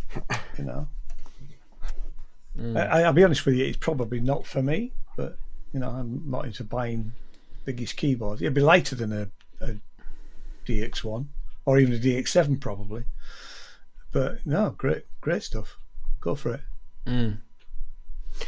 You're in Zoom, are you? I can't see you in there, bud.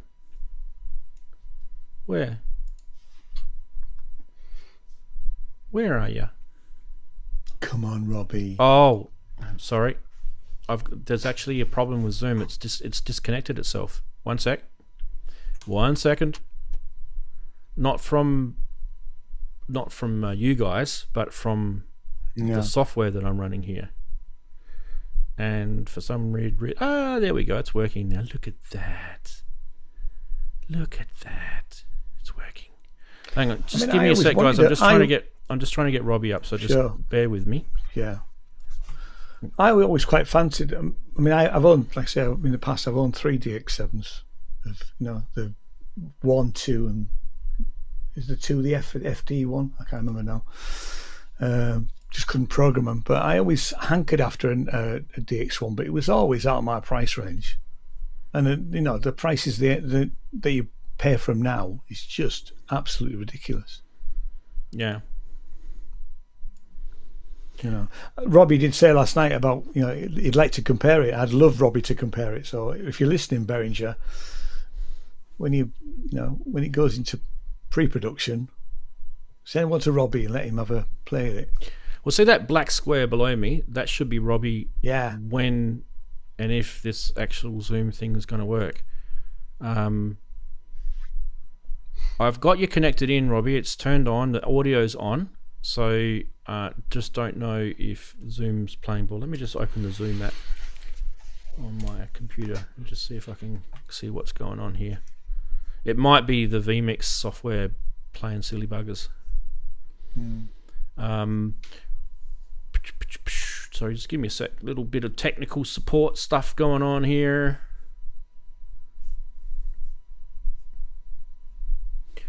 I don't know why. Do I need to do the bit.ly/Ranzee Zoom? Maybe I do it that way. There we go.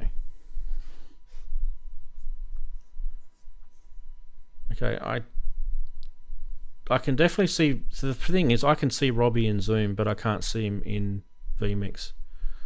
Let me just. I'll disconnect. Hey, Robbie. Are you getting audio from me though? Or no? No. He's shaking his head. Give me a sec. So I'm going to disconnect from here. This is going to probably kick you out, Robbie, so just give me a second. I'm going to put you back in again. All right. Close that. Sorry guys, I have to do this. There's no other way of doing it. Don't worry. Connect.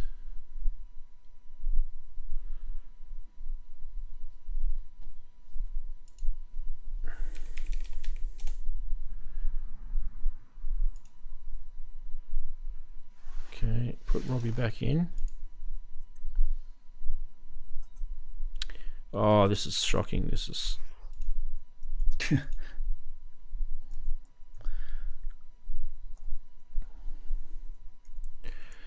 That is your screen on Zoom.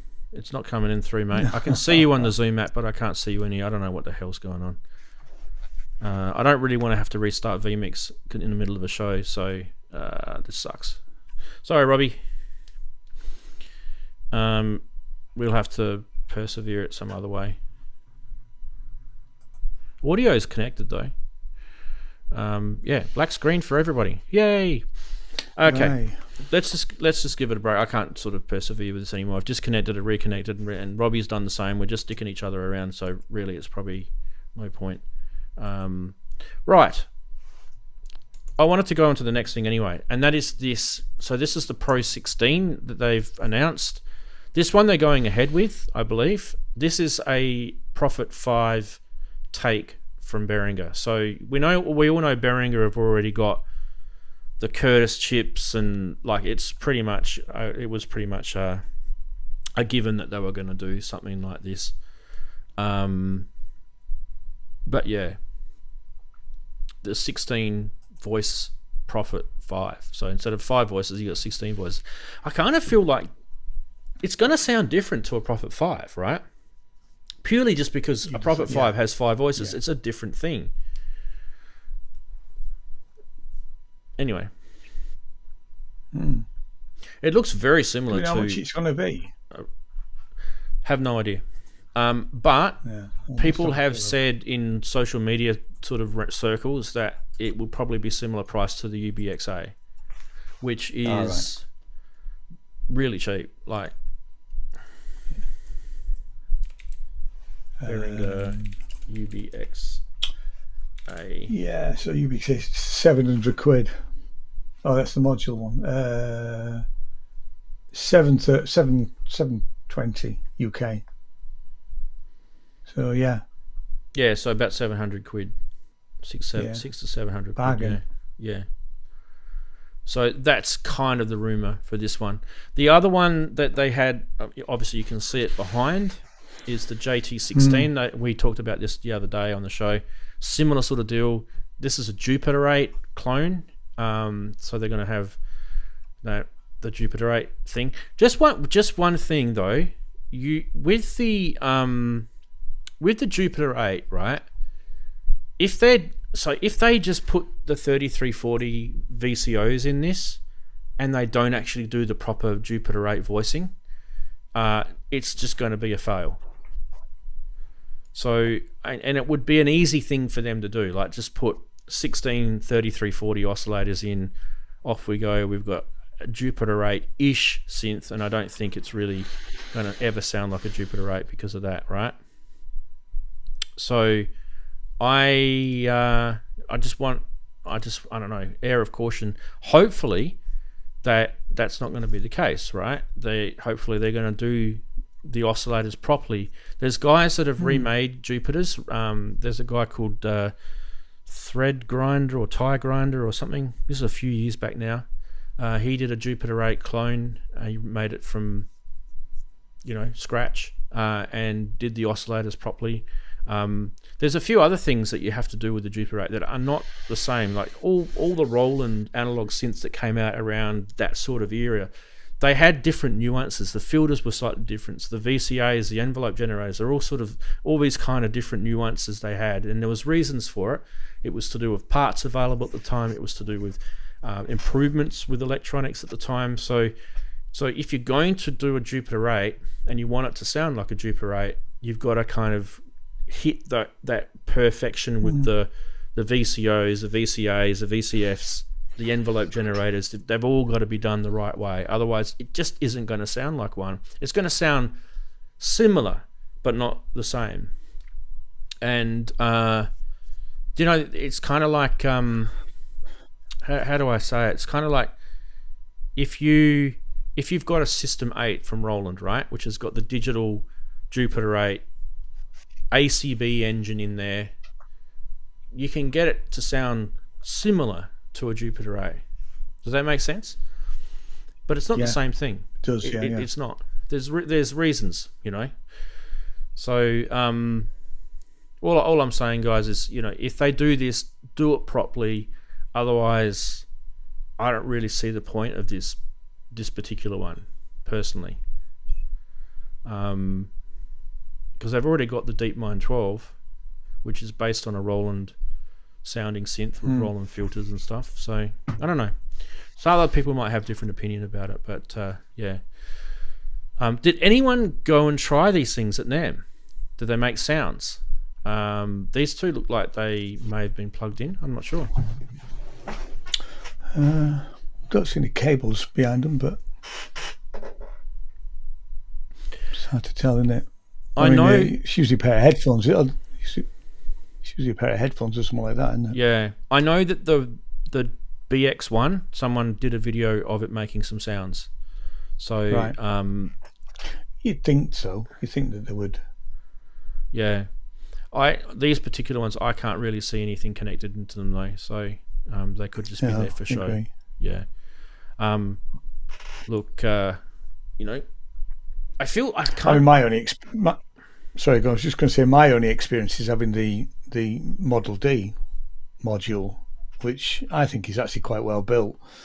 I've never compared, only Kent would know how good it is compared to an original Model D, and we know that Moogs were every Model D was different from every other one. So, but having opened it up, it's quite well built in there for its price. I'd sort of expect the same here. I'm not a Behringer fan particularly, although I have got a few bits and pieces of Behringer kit. I kind of feel like they're going to have more of a chance of getting the Pro-16 closer to a Prophet 5 than they are for a JT-16 sounding like a Jupiter 8. Unless they are really, really being careful about the circuitry design. And this is sometime we need Kent to come on the show and explain a bit more electronically engineering reasons why. But if they're doing things like digital envelope generators, if they're doing all that sort of kind of weirdness, this is going to come a gutter, the whole thing. It's really just not going to sound the same. So it'd be interesting to see what they come up with. That's Behringer anyway. But speaking of Behringer, apparently I didn't go to NAMM because I'm in Australia, so a bit hard for me. I can show you guys a bit later when we go into Saturday Sonority what the airline prices are for me to go to LA. You'll just about fall off your chair. Anyway, apparently the Behringer booth was quite popular and they had a lot of stuff there. So, and because of that, it was actually quite well received. There was drum machines, there was pedals, there was synths, there was a whole bunch of stuff. The mixing stuff, yeah. So people were kind of impressed. It's good to see them back anyway. I feel like it's a step in the right direction. Personally, I feel like it'd be nice to see them back with their own gear, their own ideas. So yeah. We say that every time, don't we, Daren? But I think that's the world would receive them better. I always say it. Right. Next, just one new thing each time. This thing kind of came out of the corner without me realizing that Studiologic were doing something new. But these are the two keyboard MIDI controllers that they've brought out, the SL88 and the SL73. Obviously, that's just the number of keys, the difference between the two. So you've got the Fatar keyboard on this, and it's got the sort of standard piano type feel. The SL88 offers the full weighted keys, and the SL73 are just weighted keys. So this is kind of similar to what was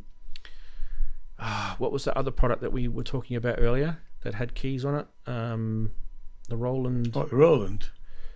Roland Studio. Yeah. V. Yeah, because there's two versions. So these are just MIDI controllers. These are just MIDI controllers. Yeah. Right. So you've got if you're wondering what type of Fatar keyboard it is, it's the TP/100LR. Which does have the hammer action, and you've got color. It's got a TFT display, you can see there, 4 programmable zones. There's 3 assignable XY joystick controllers, you can see on the left hand side there. There's an editor with software that has advanced configuration. There's an audio interface built into this as well, which I thought was interesting. There's multiple pedal inputs on the back. There's obviously MIDI connectivity with USB 5-pin DIN, and it's pretty lightweight. They look really beefy, but they're only about 13.7 kilos on the 88, which is actually not too bad when you consider there's weighted keys and everything in that. That's about really all, but there isn't a video or anything like that. There was plenty of NAMM people sort of talking about it and everything, but some stuff from the Italians. I used to sell their pianos, their digital pianos at the shop, and they were a hard sell because people didn't know Studiologic, but actually they were really, really well built and they were really good products, If you're looking for a MIDI controller, have we got any idea of price? TBA on the price, unfortunately. All right. Yeah, it'd be nice if they gave us a bit of a hint. They make good stuff, actually. what's the glaring sledge, for God's what's sake. the glaring error here that I can see? Are you guys picking it up? Screen's a bit small. One massive problem here. I know this is the 88 key one you can see, but there's a lot of real estate there that they could have put I've just realised. sliders It's and got pitch wheel. It's got knobs. it's got a joystick. There's no proper. No, Yeah. it's that joystick thing. Yeah. Yeah. Well, that's a So bit the top thing that's is a kind of cock-up. it's like a toggle switch, and the one underneath it is like a little Yeah. XY joystick. Yeah. Yeah. To me, that's an anomaly. But I mean, look, they Yeah, could have that's put all right. they could have put sliders, they could have put knobs, Yeah. they could have put Yeah. you know, well, look at all that They could have panel real they could have made estate. the screen bigger. I mean, Yeah. I don't know. The only thing I would say about Studiologic, I've got the sledge, and the build quality of the sledge is very poor, although it actually sounds great. Very plasticky, isn't it? Yeah, Very plasticky, and I wouldn't gig with it because it would literally, I think, fall it apart. would snap. Yeah. Having said that, their pianos weren't like that. No, No. the sledge was kind of like this kind of Yeah. anomaly off the side, wasn't it? Well, Chris, and it took Chris it- I is mean, joining us, by the way. I'm just yeah. going to pop him in while we're All talking. good stuff. I mean, yeah, and it was obviously in association with Waldorf, wasn't it? Which was a good thing, really. But yeah, it wasn't their best built product, but certainly, I mean, I'm assuming that these are closer to what they would do with the pianos. They certainly look more like that, Yeah. and they'll be quite light. They will be light.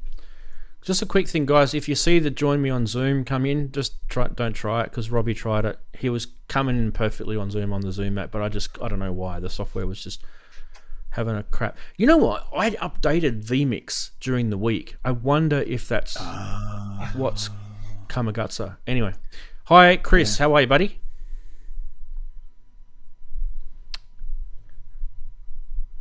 Muted. Connected. Take a How about drink. that? How about now? Sounds good. Yes. better. So that was only after one bottle of cider that I forgot the mute button. Was the We know how bottle like many- this big though? Yeah. Have you seen that? Have you seen that? It's not a meme. It's like a reel where the wife says to the husband, "You're only allowed to have one bottle of beer," and he buys this massive bottle of beer, and she's like, "What are you doing?" I always like the yeah. Foster's advert with the truck full of beer, and it's the bottle of sherry on the back that makes the wheels collapse. Tell you what, I wouldn't mind Have you seen grabbing that a one? beer right now, to be honest. Right, Chris, we'll come back to you a little bit after we get through the news. That we're about. I think there's only a couple Still of products going, to go. wow. Yeah, not many to go. Now, this one is a big announcement from Roli. This is the Roli Piano. There's actually, technically, what we're going to do is we're going to wrap it all together into one. There's 3 products in one. That particular photo is showing you the Roli Piano. What you can see is they're using like an iPad with a companion app on there, which is like a learning education sort of app. And just behind the iPad, it's actually holding it up, is these kind of 2 metal sticks. And I'll show you a better photo of that in a sec. But that's called the Airwave. And so basically what you've got is Roli have kind of got this kind of sort of educational, learn how to play the piano app with the Airwave, which is kind of picking up your movements as you're playing, and it's then reacting with the software, and it's teaching you and it's kind of a pretty cool, intuitive thing indeed. Now there is a video, so let's watch that, and you will see what I mean about the 3 products. The third one is we'll get to it in a sec. It's called the M, but we'll just show this for now. Why is learning piano so hard? Maybe it would be easier if we turned on the lights? That's better. What's up? I'm the all-new Roli Piano system. I'm powered by Roli Piano and Airwave. Now, wouldn't it be more fun if you could start with your favorite songs? I've got everything, from Taylor and the Beatles to Bob.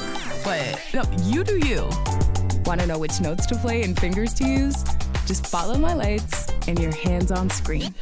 You can even slow down the music or play games to help you practice. And what if you could take lessons whenever you feel like it? Daytime, nighttime, we're here for you.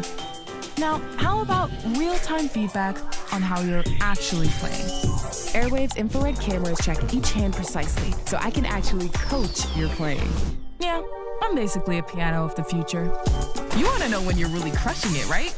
So you feel motivated to keep going every single day. And what if playing felt really, really good and sounded even better? Oh, and you can ask me anything about music along the way.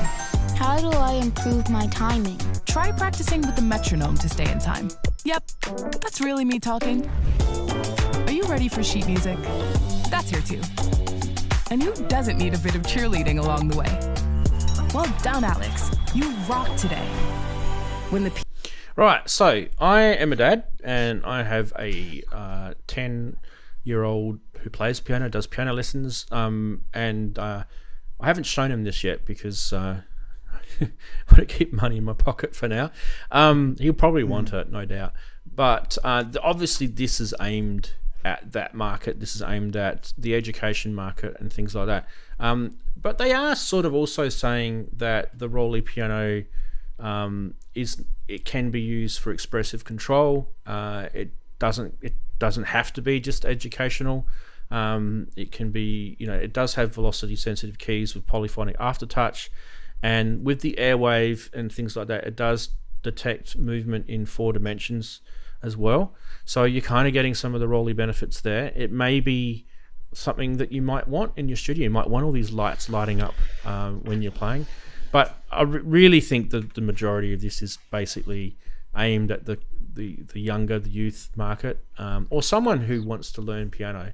Yeah, look, if you know... I say it every day. Why piano so hard? Every day. Yeah. Well, maybe it's not with this. I could use it. That's all right, Chris, because I usually say, why is music so hard? Never mind the piano. So you heard her... one problem. You heard her voice, right? I only have one. That is the virtual assistant. You heard her voice. That comes with the airwave and the software and everything like that. And there is limitations. So there, she does say on the video that you can go in and choose your favorite song. There isn't every single song known to mankind available. So obviously there has to be some sort of programming behind this stuff. But the airwave itself is kind of using this thing called vision technology, and it's got little cameras on it, and it can see and track your hands and finger movements. And it interfaces with the Roli piano keyboard as well, so it's picking up movements of your hands through the cameras, but also it's picking up you striking the keys and velocity and things like that at the same time. So the whole thing is pretty clever. It's pretty cool tech. Before we go to you guys and to get your opinions, I just wanted to quickly move on to the next one, just to show you the M, and the M is kind of like this little mini version, right? But you can actually get another one and click it on to the end, and it becomes bigger. So you can start with a small one and then click them together, and you've got a bigger one. It's got the mini keys on it, so it's not the full size keys like the other one. And there's a difference in price. So there's 2 early bird specials coming on at the moment, which ends soon. The M is, $249 US, and the Roli piano is $399 US. And I haven't got all the prices here, but the airwave is extra on top of that, and there's a few other bits and pieces. If you guys want to know a little bit more, let me know. I've got some other bits, stats and specs here in front of me. So over to you guys, your thoughts about the kind of 3 products here. I think, back to the piano with the digital assistant, my main issue with that is if the kid's going to be learning to play, the angle that their hand should be is wrong on a table. So you're probably better off spending £400, isn't it, or 400 euros, dollars, American dollars. You're probably better spending it on a proper digital piano with the hammer action. Yeah, for them to learn properly. I know this is more fun, and I quite like the fun element of it of keeping kids engaged. But really, to learn properly, that's not what this is about, really. So I think it's great for fun, but I don't think certainly his hand is up. You probably that's not down here. Sorry, your hand needs to be like that when you're playing. So you need to be sat higher than on a table. His hands are down. Yeah. So that's not a good action for him to learn to play piano. Lift properly. your wrists up. Yeah. It's the first thing the piano teacher will tell you. And she'll get the ruler under and slap you on the bottom of your wrist. So you need to your elbow needs to be almost in line with the piano keyboard. Yeah. But I think from a fun element, I like the idea of playing games and stuff like that on it. Yeah. So I'd like to be able to plug that into a proper piano. Maybe you could do that. Yeah, maybe. So you've got a proper digital piano, and then you can use this as a little extra to as a fun thing. I kind of thought that with the airwave, or maybe just introduce a Roli stand, which combines a lot and the airwave on it. So you start. That's what I was going to say, Darren. Like I would have thought the airwave could have been developed more, so that you could just plump that onto any piano. Exactly. Yeah. And you just say, it's an superb. upright, it's a mini grand, it's a grand, it's a whatever. It's 88 keys, it's 73 keys, whatever, and you just tell it, and it goes right, cool, bang, and it's able to see where it doesn't need MIDI feedback. It should be able to work out what keys you're pressing through the cameras. Yeah. All right. Well, by the way, those prices that I yelled, you can. Sorry, Wago says that you can automate the ruler slap. The ruler slap. Yeah. I definitely got slapped underneath my wrist, like bang. I didn't get slapped when I learned. Only a little Biscuit's bit. Right. He's learning to play keys, not piano. True.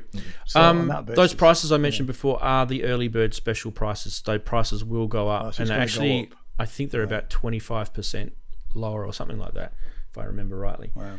All right. Okay. Next. Geez, we're getting through them. The Ketron Fusion is the next one. There's don't think there's a video with this baby. No, there's not. Okay, this is quite a big thing. So the Ketron, if you're wondering what this is kind of like one of those all-in-one type keyboards with a massive amount of instruments packed into it. Station. Yeah, kind of like the church band synth player type. I don't know how you would say it really.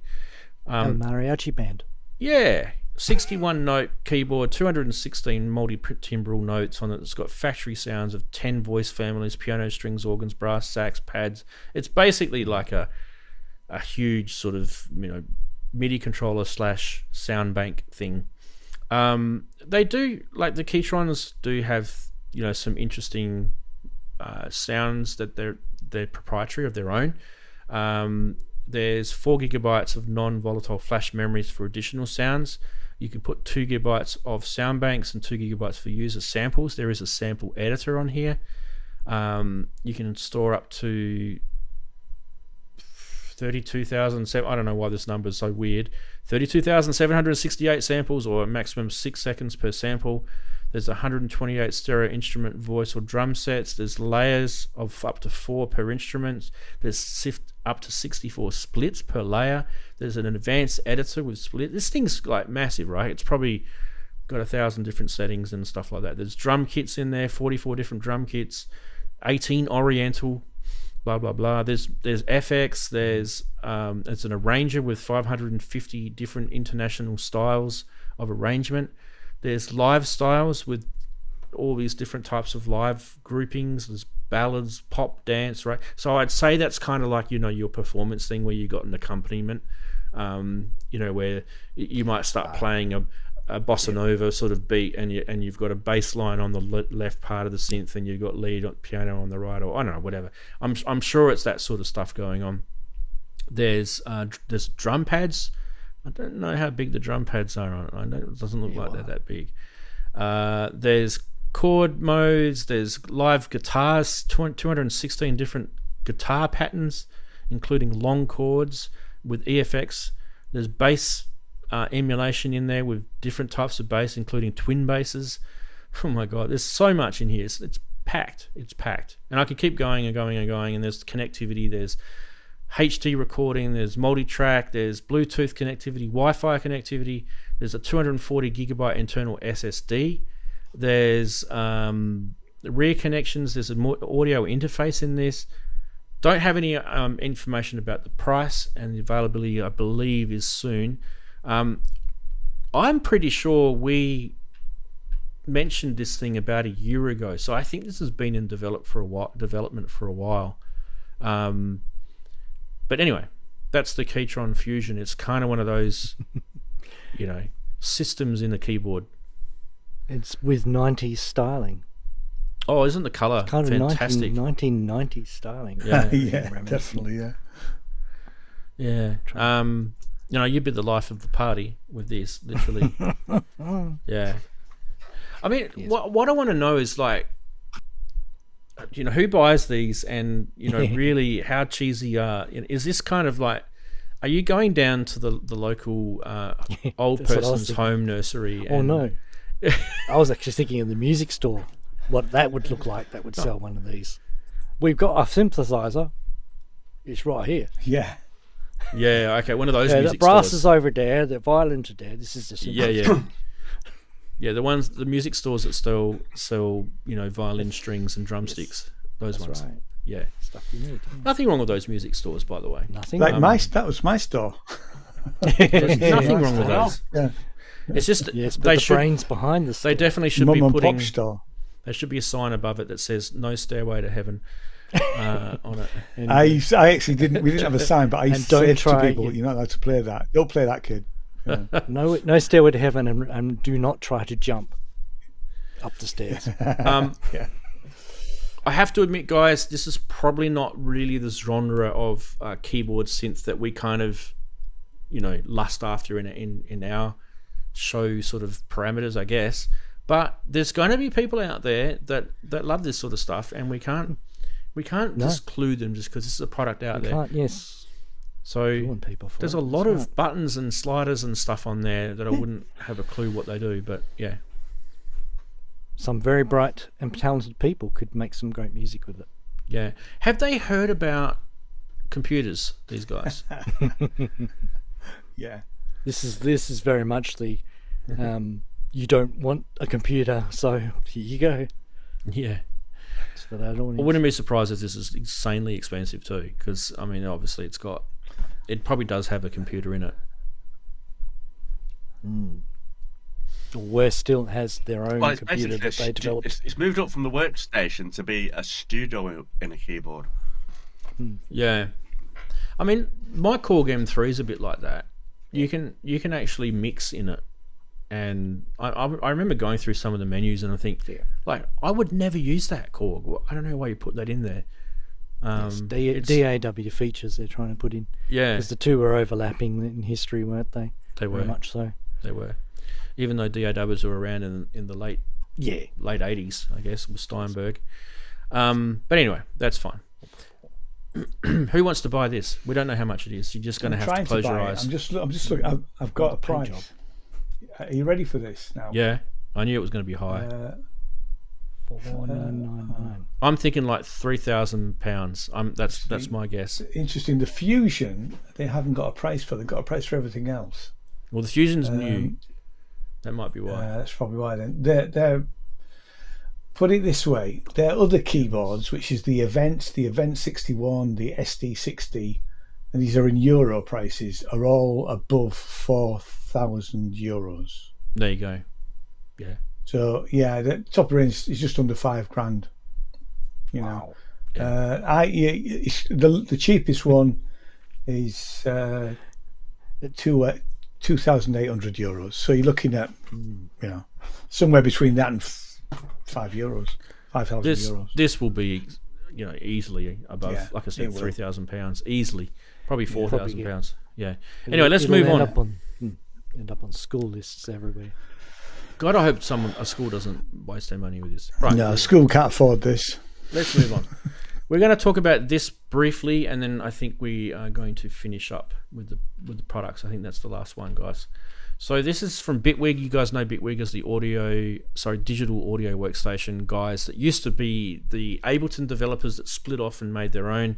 Bitwig is cool because it's one of the only commercial digital audio workstations that, not the only, but one of the only, that works on both Windows and Mac and Linux. So it's actually cool. If you're a Linux person, Bitwig is probably one of the ones that you'll probably have installed on there. Yes, it does cost money though. But this is their Connect, which is their audio interface extraordinaire. It's USB-C. It has connectivity on the back, where it's got 6 TRS fully balanced line inputs. It's got a combo XLR port with the 48 volt phantom power. It's got 6 3.5mm TS DC coupled mini jacks for audio and CV duty, so it does DC the DC coupled stuff, which this is kind of what made me prick and go, ooh, this is really, really cool, because you can interface with your eurorack with it, which doesn't surprise me because Bitwig are big on the DC and the CV modular, and all that sort of stuff. Modular environment. That dial is 360 degrees endless encoder. It's touch sensitive. You've got transport controls for your DAW. Doesn't have to be Bitwig either, by the way. 192 kilohertz with the recording on it. As I said before, compatible with Mac, Windows, and Linux. So the actual audio interface is compatible with Linux. So for those people looking for a audio interface that's got a lot of connectivity and functions, this actually works on Linux. That's pretty cool. So I don't know if you guys know, but if you buy audio interfaces, right, and you plug them into Linux, half of them don't work because they just have Windows drivers. Yeah. Half of them don't even do class compliant USB audio, like Roland, right? So you can't even plug it in and work. It won't even work. It'll just look at it and go, I've got something called Roland. What do you want me to do with it? So for something to be developed that will actually plug in and work on a Linux platform and do all these cool things like DC coupled CV audio, all that sort of stuff, 190, all that is really, really cool. Bus powered by class compliant USB, full metal chassis, $549. Quite reasonable. I reckon it's pretty reasonable. Pretty reasonable. For what it is. Yep. Yeah. So not a lot of things with that combination. Yeah. Especially with the DC coupled interface. Strong start for them in hardware. Interesting, isn't it, that they've travelled down this path? Oh, it's not surprising. I mean, the CV connectivity route, because they've got their, I forgot what they call it, their playground thing, where you can do all of your modular type stuff. I don't know how much information the video shows. This only goes for 40 seconds, but let's have a look.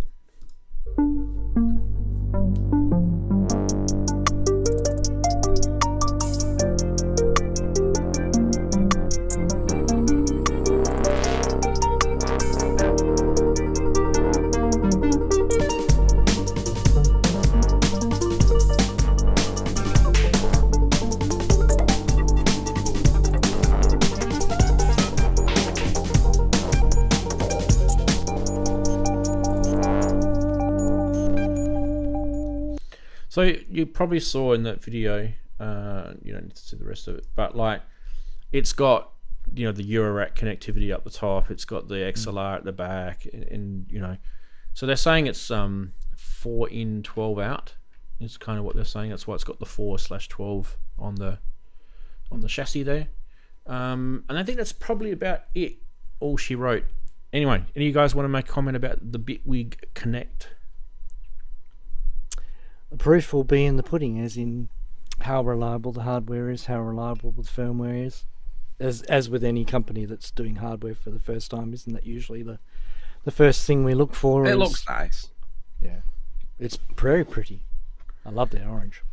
Can I It's just a pity make? it's. Go Ian, on. can I Go just on, make Ange. one point? I know, Ian, you can go next, but I don't know if you can just hang your hat on the fact that it's 192K and say that's top of the range audio quality, because that's not all. As an audio engineer making a product that does I/O, that's not all she wrote. Anyway. You can't just put a chip that does DSP and it does 192K and say, okay, it's 24-bit. That's going to be top of the gig. It's got to have really, really good audio electronics in there to treat the input and output signals. Yeah, good word. Go clocks, in. Yeah. Just to say that it's a pity there's only one XLR, not two. Really. Yeah. I would much prefer to see a pair of XLRs so that you could do stereo. It's true. You know. Every entry level. Yeah. Entry You're right. Every entry system level in history Yeah. has had two. Yeah. With the exception of But apart from maybe. Yeah. There were a few where. It's a very competitive market, though, isn't it? This. Yeah. Well, if you go to Yeah, any, we're saying this with Korg, aren't we? if you go to any manufacturer that does audio interfaces, and we mentioned like Focusrite before, right? If you go to PreSonus, any of those, and you actually look at their web page for their product, in this case, we're going to go to Bitwig 1 for showing this. There's really not a lot of mention about, on this particular page, that is, right? There's not a lot of mention about things like impedance, about noise floor, any of that stuff. Yes. Yeah. Different marketing, yes. Yeah, Very it's different. more to do with about connectivity and about eurorack and about how it's interfacing with your DAW. And you do get specs here, right? You get specs about how there's, and yes, connections. It's very much. I'll put the specs on for the nerds. No, actually, people will be choosing audio interfaces, are not just nerds looking for specs. They're actually comparing. Yeah. So interesting, isn't it? Yeah, it is. Like They've gone a different marketing route, but it might work for them. They might shift a lot of units. Like if I'll just go to PreSonus. This is just an example, right? Bearing in mind, of course, any other manufacturer of audio interfaces, plural, have to kind of work from the principle of you're comparing against all of their range. So trying to make it easy to compare is the reason why their websites are designed the way they are, so that it's easy for you to compare one model to another. So I haven't even looked at this, right? This is PreSonus's Quantum. They were at NAMM, by the way. So let's click on that. Now let's look at, this is just a competing product. It probably doesn't have CV connectivity or anything like that. It's got connectivity on the back there, right? It's a bit different. They're going straight into the 24-bit 192, so everyone's doing it. It's probably just some sort of major thing. But chipset. Yeah. But straight away, one of the things they talk about here is max HD mic preamps. Yeah. Okay, so here we're talking about the quality of the mic preamps with the analog controls and the 70 plus 75 dB gain range. So they're talking about quality here, right? So already you're getting that audio engineering talk. That's a good point. Yep. And then if you go across, you will get, where is it? The specs. You click on the specs and you'll see, where are we? Inputs.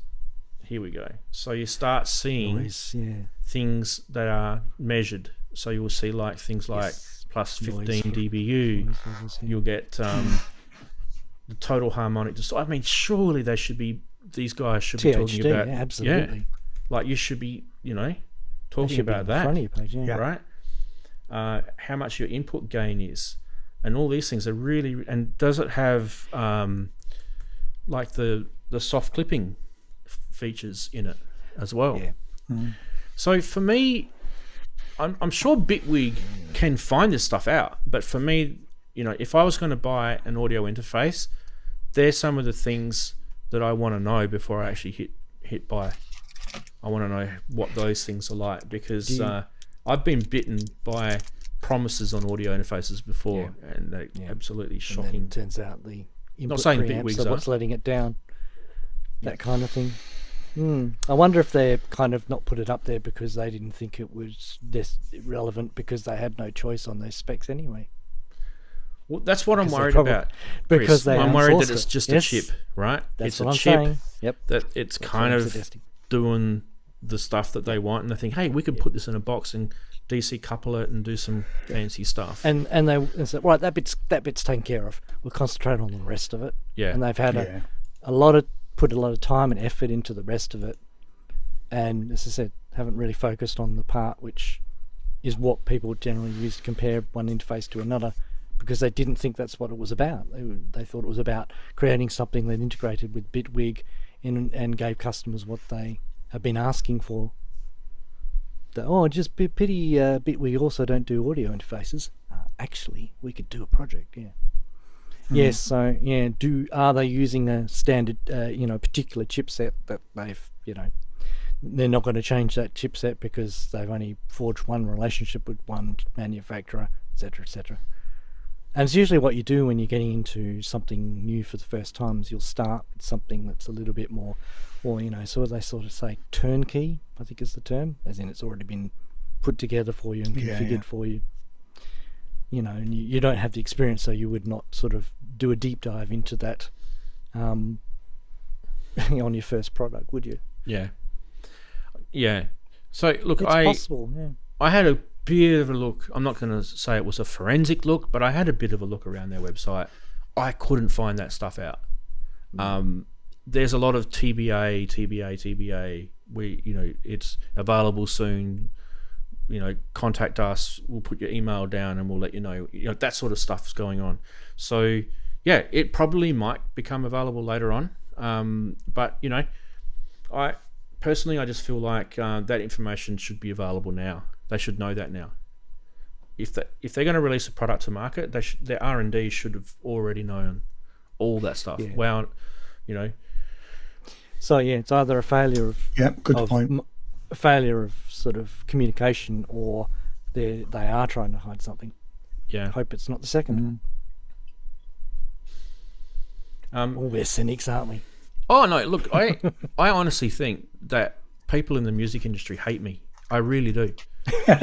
I seriously do. Well, they hate me too then, because I never get invitations. I never get sent products. Except and me, they hate me too. A few rare people send me products, and I think it's probably because they just are worried that I'm gonna, expose something wrong with their product, and that's really the point of me being here. I will tell it like it is. If you give me a product to review and there's something wrong with it, I'll say, hey, there was something wrong with it. I've done it before with Behringer. I had a meeting. Go back to my channel and have a look at the Roland System 100M VCO module video that I did, and how I exposed the tuning problem with it. And they literally had to bring out a hardware revision for that module because of it. That's good. I mean, funny enough, I had a meeting this week with on the phone with a guy, and he wants me to review his product. I won't say who it is at the moment, but the first thing I said to him, I said, "Well, look, if I don't like it, I'm going to say that." And he went, "That's fine." He said, "We believe in what we've done, and that's the right response from a manufacturer, or a distributor, Yeah, you just got to. So I probably will end up working with them. Yep. When that happens, you just got to be prepared as a manufacturer. You're saying that you just got to be prepared to actually do the work afterwards, the follow-up afterwards, to say, okay, we've addressed your issues. Here's a nice press release explaining, addressing the issues that you may have raised. I've seen that done well, and I've seen it done bad. And that's why I think Korg got a bit upset when I wasn't keen on their mini log bass. Yeah. that was the downhill. That was a downhill step as far as Korg were concerned with me. They didn't send me anything after that. Yeah. And they don't send me press releases anymore, which is fine. All right, guys. I think we should have some fun. Let's Cool. Instead of me asking you guys what would you buy, there was like 16 products or something we went through. You're probably not going to remember all of them, so let's just ignore it. Let's have some fun. I get excused? You get excused. Let's go with funny side, eh? Let's have some fun. Here we go. 20 years of innovation from Korg, and basically they've just used the same user interface. Whoever did that meme, that was clever. That was very, very clever. I mean, it's almost identical, hey? Yeah. But the LED, they've updated it with LED bars. It's very modern now. No, that's the old one. Oh, is that the old one? Yeah. So they've taken... Oh, I see. the It's old so one. modern. That's the old one. It's so modern. They've yeah. taken out of obsolete, unnecessary technology. That's very smart. Yeah. Yep. And I think, some of the comments on the meme when they were posted, things like, it ain't broken, so don't fix it type thing. Anyway, let's keep going. We have this one about MPC, which we had in the news. MPC users, when they hear about the integration with native instruments, and native instrument users when they hear about the MPC. I like that one. I posted that one on the Discord server. By the way, guys, if you during the week, and if you do want to join us on Discord, there is the server address, bit.ly/Ranzee Discord. Do join us on there. It's free to join. Discord's not one of those bombardments of advertising like some of the other platforms out there. I do love Discord. And JX3D immediately followed it up with this one. MPC users when they're in car. And then you've got MC303 users, which are in the old car and don't really... No one's there. I don't care. Well done, Henrik. I don't know if he's still there. You got the colours right and everything. Hey, where is Henrik? Hang on, let's see if we can find him. Hang on. No, he's not around. Sorry. Right. What about this one? Roland's board meeting 18 months ago. That was quite interesting. Sales are down. A certain company is having great success selling products inspired by our classic gear. What can we do? Why can't we sell a keyboard inspired by the best-selling classic? And then down below. Indeed. We've already kind of talked about this, haven't we, Roland? Yes. Yes, it was mentioned. You should be sitting in the naughty corner this week, Roland, I believe. Anyway. Well, you're probably saying, but Behringer get away with it. Behringer get away with it. It's still naughty even if you didn't intend it. It's quite naughty. That's what it is. It's not naughty. It's very naughty. Yeah. Very good. Chris, I got this meme specially for you. Oh. Oh, that looks tasty. But I thought you said you wanted to use a breadboard. It's a biscuit board, you idiot. A biscuit board. I said a breadboard. I'm thinking it might be a bit salty. I think the thermal runaway is going to result in some dirt toast. Favorite meme of the week? Let us know on chat, on TikTok, on Twitch. Let us know in your chat, guys. What's your favorite meme this week? There's 112 people watching me on TikTok right now. I'm scared. What? There's 4 people watching me on Twitch, and there's about 80 something people on YouTube last time I looked. Because you said the word NAMM in your title. That's why. 80, exactly 80 right now. So yeah. Let us know what your favorite meme is in chat, please. Let us know. Korg for me. I'm following Rancee's instructions and I'm putting it in the chat like I was told to. Yeah. Oh yeah. Oh yeah. I'll put it in the chat then. If I had 4 memes, I could have done a that ruler's out slapping your hands. Yeah. Yeah, the ruler out. I haven't got my ruler out here. Cookie board, Korg, biscuit board. I think the biscuit board's getting it. Wow, the biscuit board's hot. Yes. Yeah. The Korg is probably second. Oh no, we're getting some more Korgs in. Darren's gone Korg. I don't know. I think, yeah, you see. Yeah. I don't know, the Korg's looking... Korg Not down your looking biscuit board, by the way. Korg was very clever, I thought. But I think the biscuit board's probably got just at the post. I think it has. I mean, I could do the deciding vote if you want. I'm gonna go with breadboard, biscuit board. Yeah. No. Yes. Yeah. I giggled like a little girl when I saw that. That way. Okay. Well, that's funny side. Hope you enjoyed that. Hey, if you did enjoy it, click us a like. You know, don't forget to click us a like on the stream, especially because Chris is here now. Because everyone likes to stream now that Chris is here. And do those things. I don't know. What do you guys call it in Twitch where you do those things where you... I just need to get in with the lingo. I don't understand the lingo. Do you follow? What's it called? There's a prime thing.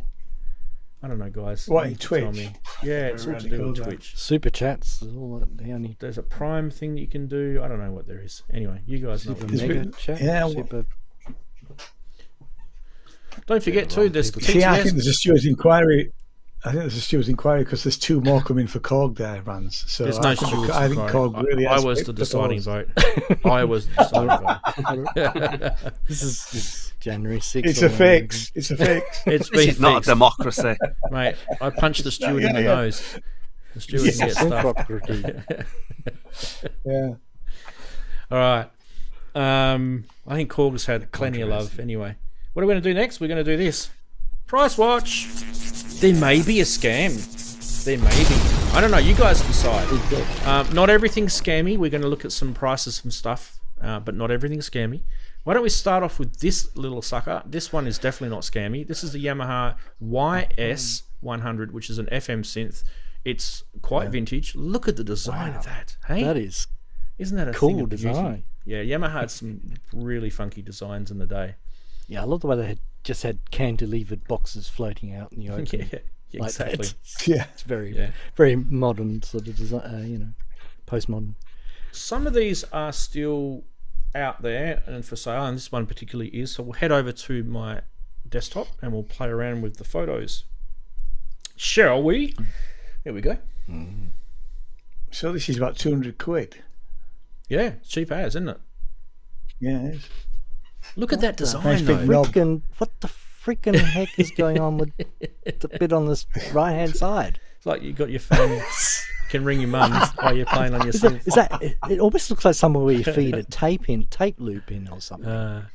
Fantastic, isn't it? Hey, this one has been modded, by the way. Yes, I was gonna suggest that too. Wow. Yeah. Back then, we used to be allowed to have fun with their designs. There's a serial number for those playing along at home. That would be a class as a teenage engineering thing now, wouldn't it? Oh, this one works in Australia. Yeah. Brazil as well, and Japan. Yeah. And the UK. Oh, it's got MIDI. Can't be that bad. Hey, boys. 515 Australian dollars, which is about, what did you say, Ian? 260 pounds? 200 quid. Yeah. 200. $183 shipping. 250, yeah. This is actually just down the road from Daren. It's in Manchester. Daren? What the hell's going on with Andy? That's freaking me out. I'm going to have to change that. I didn't even see that. Oh, God. There we go. It's like... Yes. Turning his camera off. That's freaking me out. Jeez. This next one I think actually has... Yeah, the next one I think has finished. You can't buy this one, so unfortunately this one's out. But we can have a look at it. The listing is still up on eBay, right? You should be able to look at it even after it's sold. This is the ModCan modular synth, right? Great educational tool for 14. Guys, you got to see this. This is kind of bizarre, right? This is bizarre. It's massive, huge. Yeah, it is. Okay, let's go across to the Mac. Here we go. Look at the size of this sucker. That is huge. Are these 20 centimeters or bigger modules? Bigger. Yeah, they're... What? And they've got banana connectors. 1, 2, 3, 4, 6. They're banana connectors, aren't they? 3. Yeah. Yeah. 5. Yeah, they are. There you go. It's brilliant. Yeah, so each one of those jacks is roughly a standard spacing, so probably... Could be 30 centimeters. 5, 6, 7, 8. 8 HP, I would say, each one. There you go. Sorry, 8 units. This thing just keeps going and going and going. Hey? Yeah. So what was the price? The price was $14,000 US. Yeah. Does it come with a stool so you can It's reach sold. the top? Well, if you Yeah, don't- no, ladder. I can imagine there'd be an eternal problem Love with it. patch cables that aren't long enough. Yeah. Yeah, I'd want to put that And module he's at the put, top of the. he's put the mod can in the corner. Yeah. Nobody puts mod can in the corner. Anyway, don't know about the price. I mean, I don't even know how much that thing's worth, right? But yeah. Let's go to the next one. There's only one bid. Next one is an original Moog System 55. Wow. Now, this could possibly be scammy territory. I don't think I would be spending $130,000 Australian on a friggin' mono synth, pretty much. And I certainly, this is in Germany. Sorry, bit crushing vintage gear in Saarbrücken in Germany. Just not going to be spending that sort of Malula bars. What's that? It's about £65,000, isn't it, Ian? Yes, it is. But it is a beautiful thing. We It see looks the other lovely. pictures. Yes, okay, now I believe it. That first picture was cropped a bit suspiciously. It was, wasn't it? Yeah, that's a bit more obvious. Oh, it's got the 960. Yeah, wow, friend. Yeah. Wonder if it works. Oh, and the 962 next to it. Yep. But a lot of the problem with the 960s of the old days is they don't work anymore. Just thinking about the circuitry. And you can't get the chips. The digital, the CMOS chips would all have expired. Yeah. There's one more photo. They didn't have much longevity in the first 10 years. Jeez, I think he's. Hang on a sec. We're going to do this. Nice red sofa.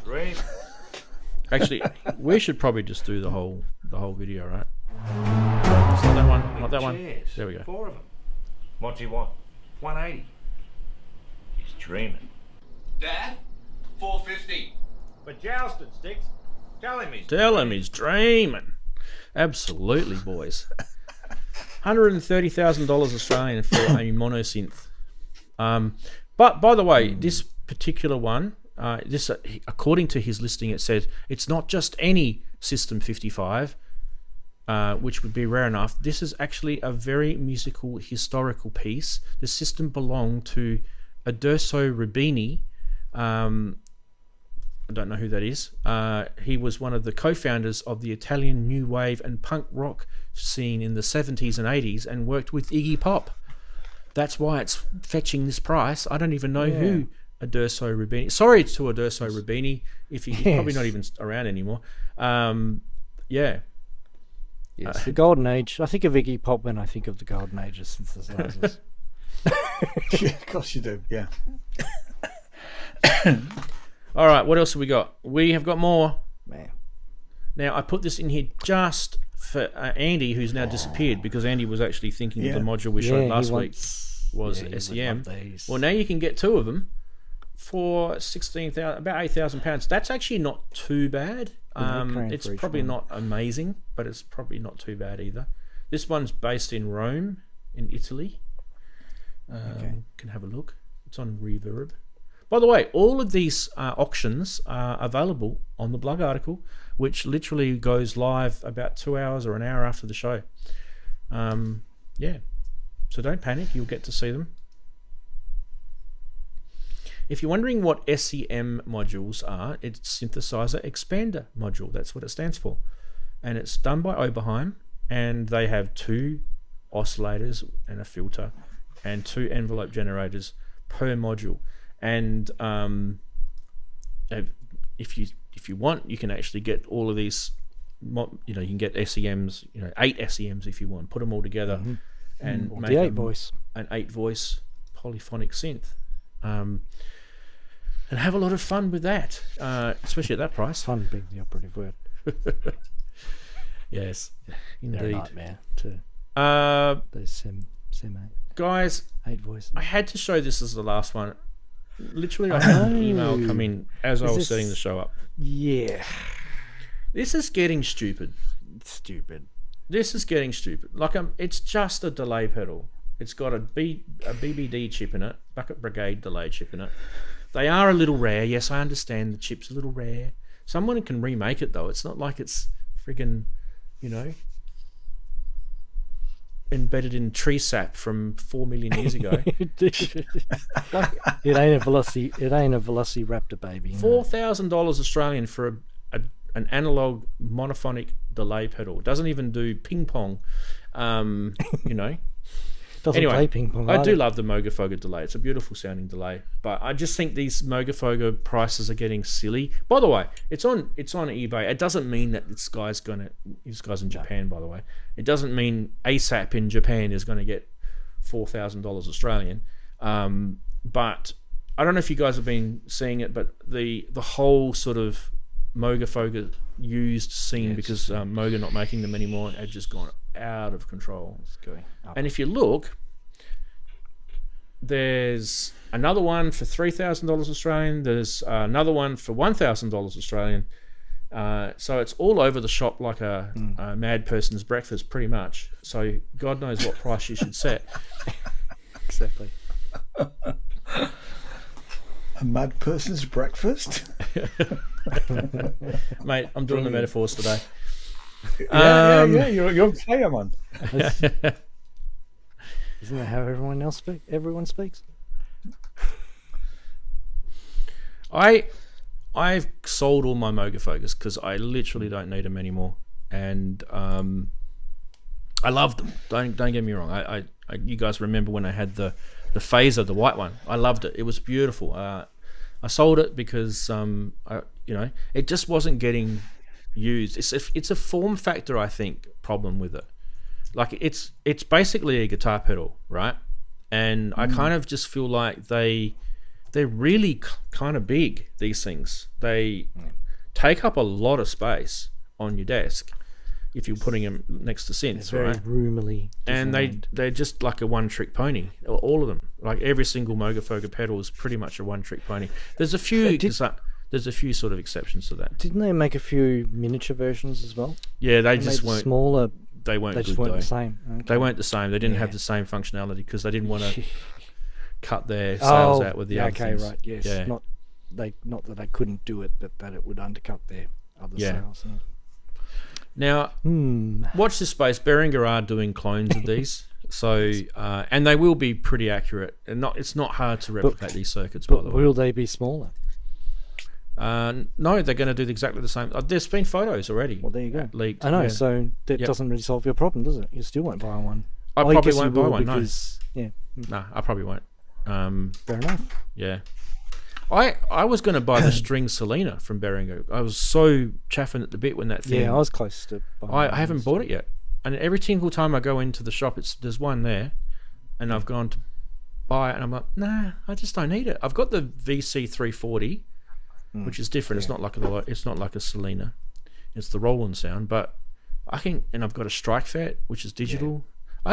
I can get the sound I want. I don't need it.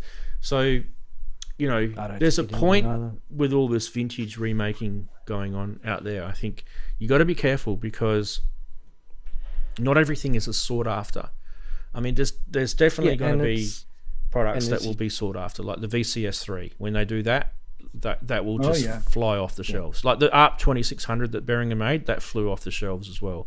In fact, I believe, if I remember rightly, Thomann listed the ARP 2600 by Behringer as their biggest selling synth of the time. So it was pretty insane.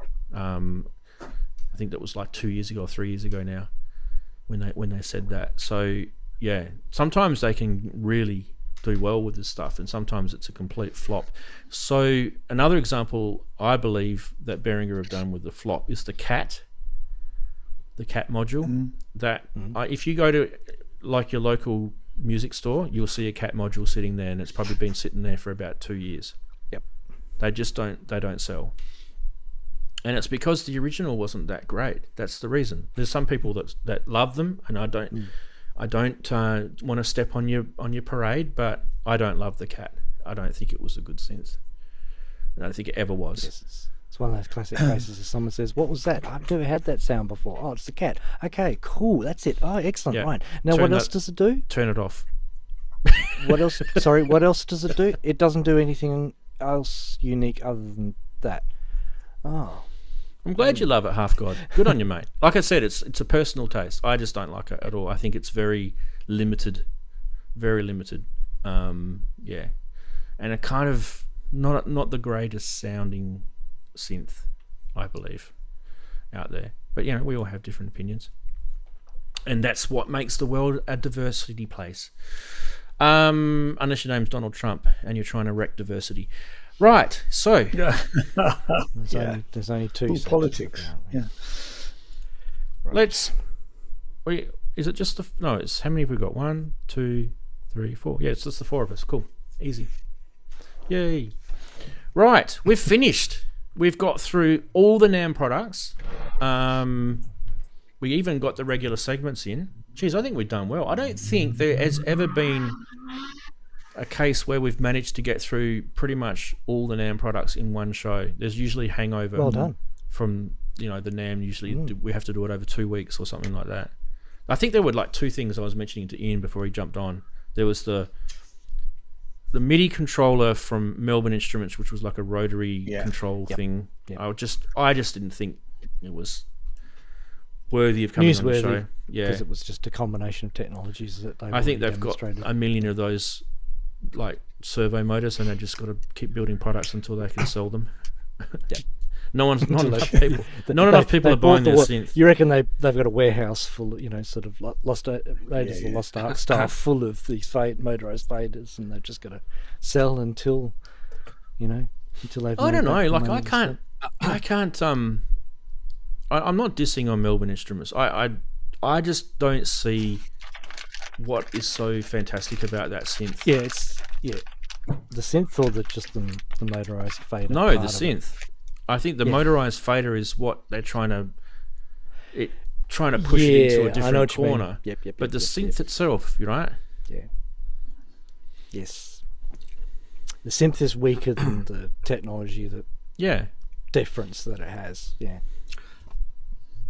And as I say, the third wave desktop with the new sampling features. Yeah, but that only just came out before we started the show, didn't it, Darren? Yeah. Yeah. Oh, and there was some MIDI cable thing by CME as well. Which sounds like we've mentioned it before, but it's a different version of it. I just very much the same. It's just new price, slightly different model. Look, guys, if there was stuff that was mentioned at NAMM and it's definitely synth related, right? It's got to, don't ask me to show a new symbol from Zidium or something like that. Mention it to me. Send me a message, and if it's cool, we'll show it next week. And if you really want to see motorized faders on a MIDI controller by Melbourne Instruments, I can show it. I just don't think it's really. I don't know.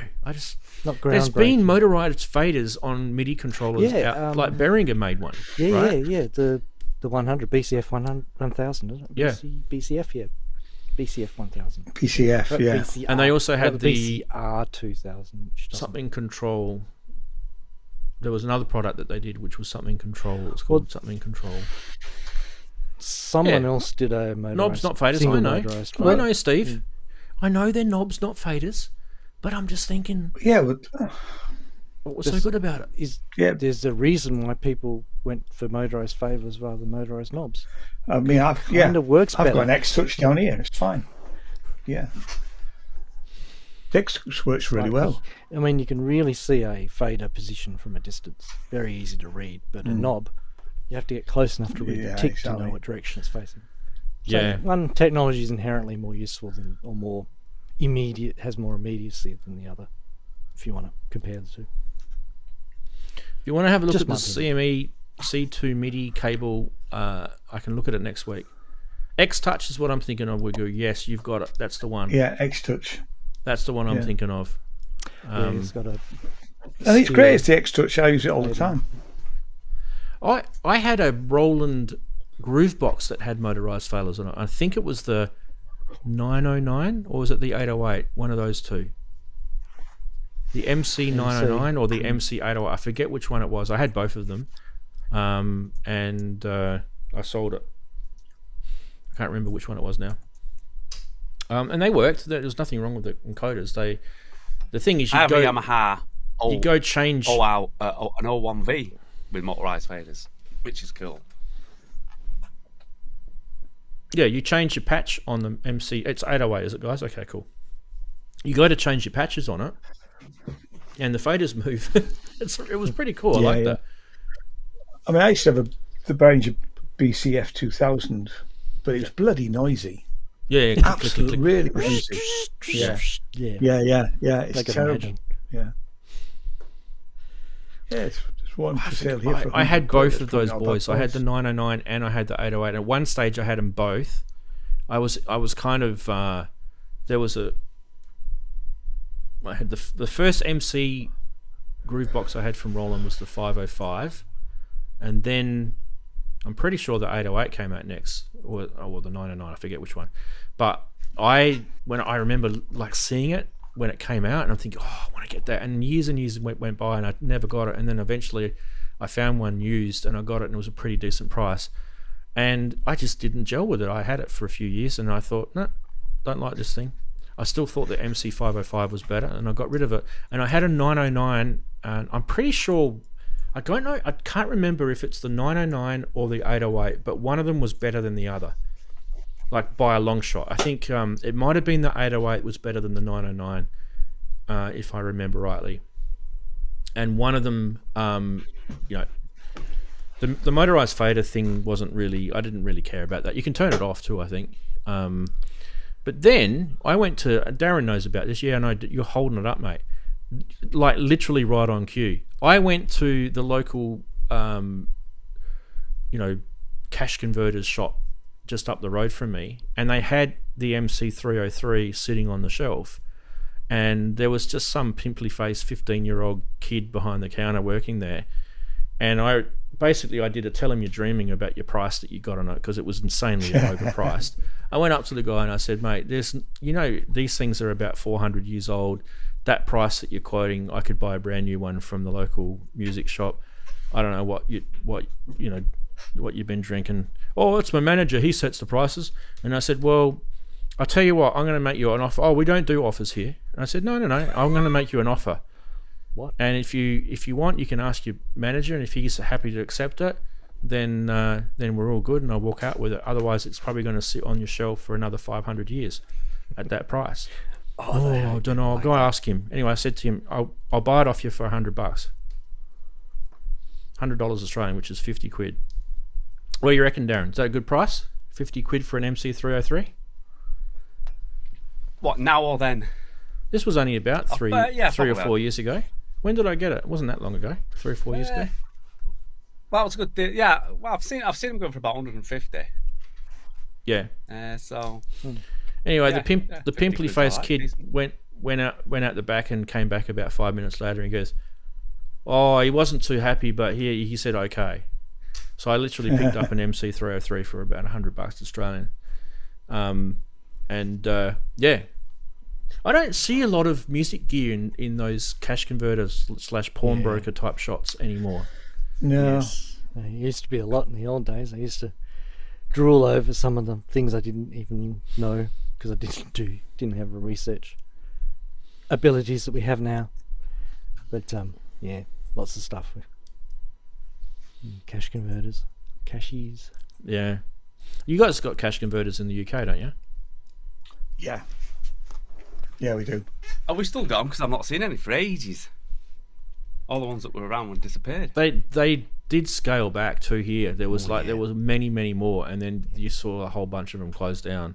I think there was this kind of period. I don't know if it's like mid 2000s or mid 2010s or whatever it is. They were putting so much cut on top that the competition started coming in and going, we can do it for less. It's like, oh crap, what do we do now? Yeah, got to leave stores open. Yeah. I literally, so I bought two really good, that was one good purchase, and I also got an OP1 from Cash Converters as well, and that's another story, you guys know about that one, which I got really cheap as well. And I told the guy the guy had no idea what it was, And I told him it was a Nintendo. That's what you dream of. A Nintendo controller. That's what I told him. Oh. So this is a Nintendo controller. And he goes, oh, I know how much they are. And he goes off and searches for it. And he goes, yeah, they're about $300. And I went, yeah, okay, yeah, $300. Yeah, I'll do that. Because it was an OP1 for $300, 150 pounds. And I'm like, there's a famous commercial in Australia. There's IKEA, actually. It's an IKEA commercial where there's this lady, she's yelling out, start the car! And I'm running out the shop with the OP1. Threw the $300 behind me as I ran out. Yeah, that's definitely. I think I must have told you the story when I bought a Korg DW8000 for £40.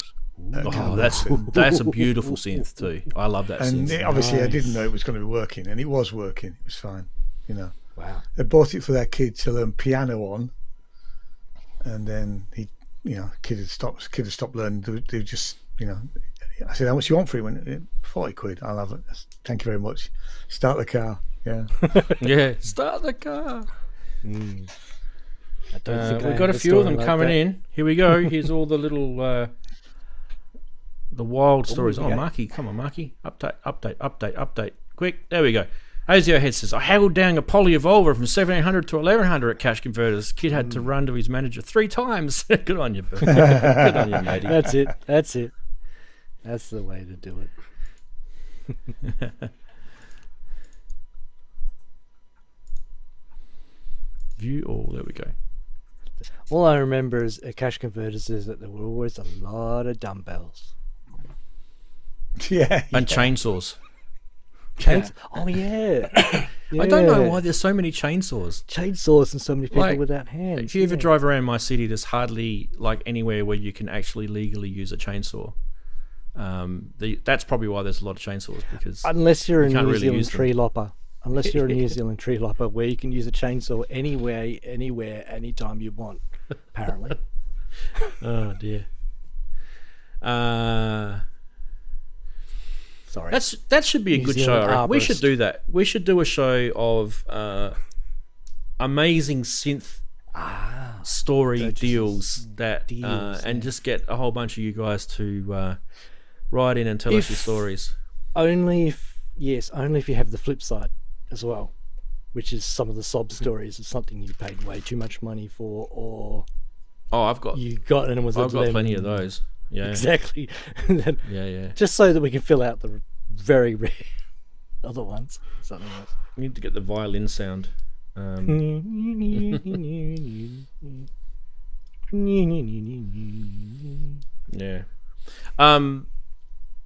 We won't go down that one, I don't think, just yet, because I kind of feel like, hey, with these SD cards, right? You know how it's got the little slide lock thing on it? Mm-hmm.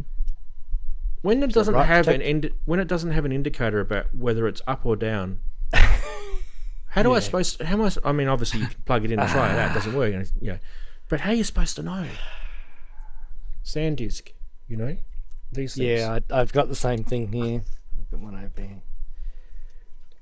Somewhere here. Are you going to focus? I keep on losing not? Focus. Oh, it's somewhere. Well, locked down, isn't it? Whenever you need useless camera. There you go. Pro Tools says Wagoo. Yes. Let's see. Takes about 10 seconds for that to update, but here it comes, Wagoo. Keep coming, here it comes. Mine says. And now. Oh, geez, I did that on time. Pro Tools, what a waste of money it was. Yeah. And then they decided to start charging you a subscription. That's when it became a real waste of money. So yours is up or down? I was just going to say, I actually can't read it. Down is usually locked. Up is off. Away from the... away from the... what do you call it? Okay, good. Away from that side, the sloped side. So if it's down... Yeah, yours is up. It's got it locked there. It shows you. Yeah. It shows you a little lock. Yeah. Next to it. Yeah, okay. Mine doesn't have that. But why I'm asking is because during the week... Wow, you're all blurry. During the week... there is mine there, by the way. So it's up at the moment. This is the adapter one for the little TF cards. So you put the Yep, TF card in the that's back. the same. And this baby here, the Mordax starter, I did the firmware update on it. I actually didn't even realize that this thing had a new firmware sitting on there, and it does. And it's got a whole bunch of cool features, like, for example, well, no, tuner was already in there, but with the wave out, there's actually all these new extra bits of. Ooh, you got signal generations. Ooh, well, they've always had it, but there's more kind of controls now on it.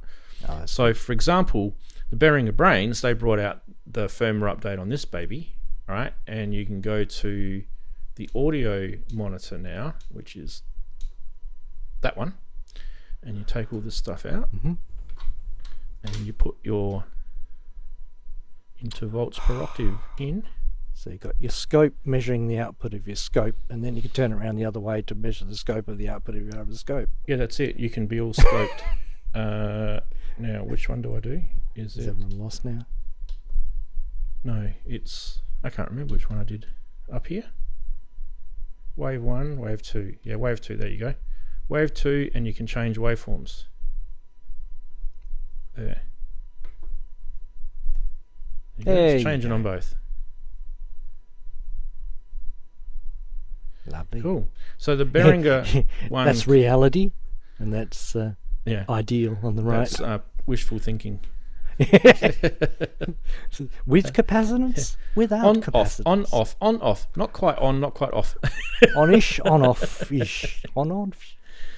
One-ish, zero-ish. One-ish, zero-ish. No, it's definitely zero now. Anyway, so I did the firmware update on this, and you got the DX7 in here now. Yeah.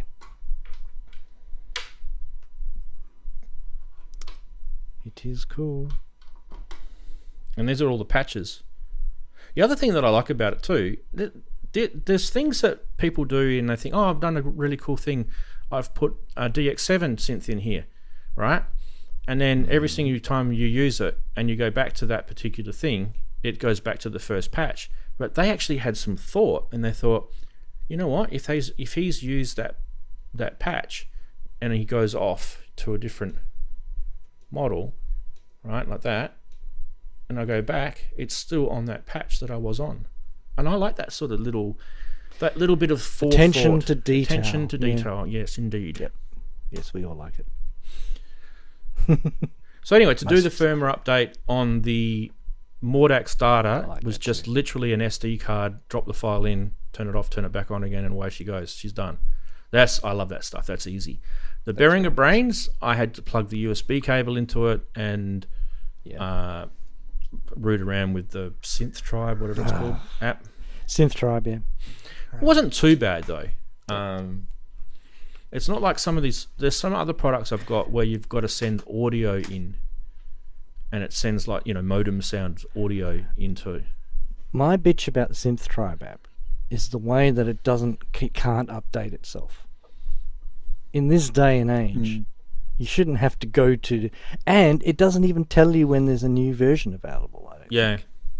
It says, no, I don't know what that thing you plugged in was. That's a good suggestion. Is suggestion. there a new version? I don't know. You go to the website and ask the website. Oh, there's a new version. I check the website. Really That's what I'm suggestion. supposed to do. Yeah. I think they should program that to self-update. Yeah. That would be really good. Because it's just an application that you keep on running. I think that's why they thought, oh, well, it's so easy and simple. You don't have to install anything. You don't install any software. So, of course, it doesn't need to update itself because it's not software. It's still software that you run. It has the same. Yeah. Anyway, rant over. No, so it's a good rant, that one. Yeah. Yeah. You should put your face over mine. Justified. Now. Do the rant stinger. Yes. Bum, bum, bum.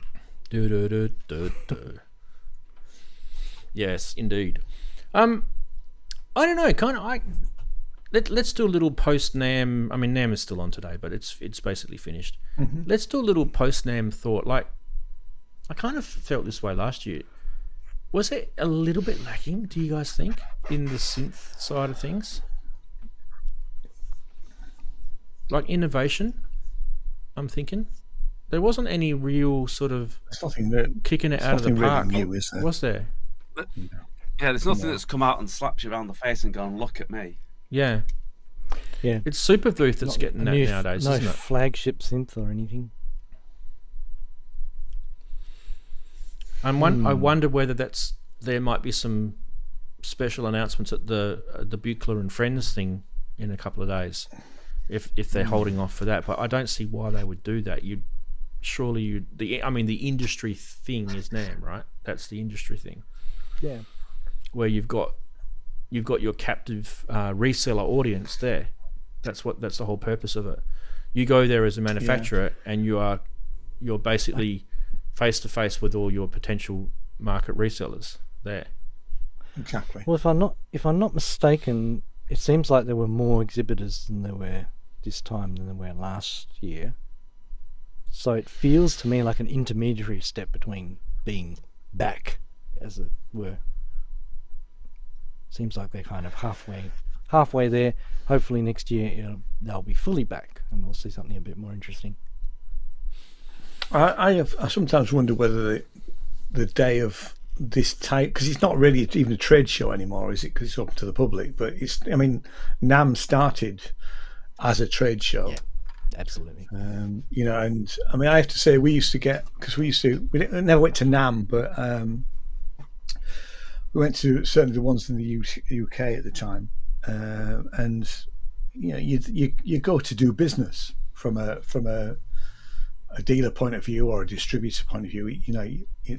And what we used to find was that companies like Korg and Yamaha and Casio to some extent would do their own trade event where the public were never invited, and they would take their dealers away for a weekend. And yes, the thing is, they want you to buy a load of stock. It was all of that sort of thing. So I think, having been to most of the ones in the UK last year, with the exception of didn't go to Synths, and I'm not going to Synths this year, only because it's a 5-hour trip for us from here. Norwich, it's just like, yes, all right, it's 4.5 hours up to Sheffield, but Sheffield, it's the whole weekend thing, to be honest, and it'll be meeting people. There'll be something, and I can get fairly cheap accommodation just down the road. It's Norwich, isn't it? Synth East. Norwich is where the Synth East thing is. Yeah. And it's not. It's a big by drive. The looks of it, it's a long drive, and it's not a very big venue, isn't the art centre? Like I said, I've never been, but I've looked. The first year that Robin did it, he did a sort of tour on the night before, and it's not a very big venue.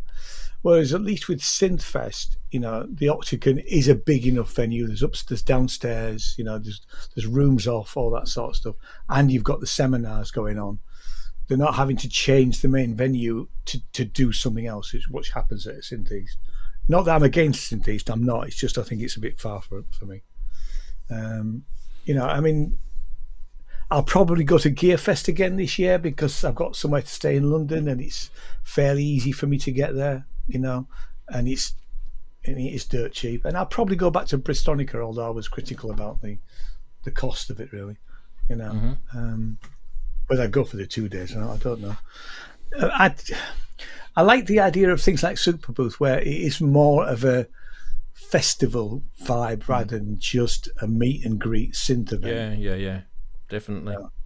It's more about the exchange of sort of information and ideas and vibe. Yeah, very much. And I know that it'd be interesting to look at Synthfest at Sheffield this year, because they were feeling they wanted to do more of that type of thing, And they used to do the second and third one in the bar. They used to have acts on. They used to have electronic acts on, and then the bar changed and they lost the stage. I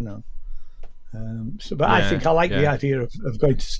And the NAMM event, it's just so huge, really, kind of overwhelming. And everybody complains about the noise. And having been to things in the past where you literally come out with a headache because you've been bombarded with sound for the last 6 to 8 hours.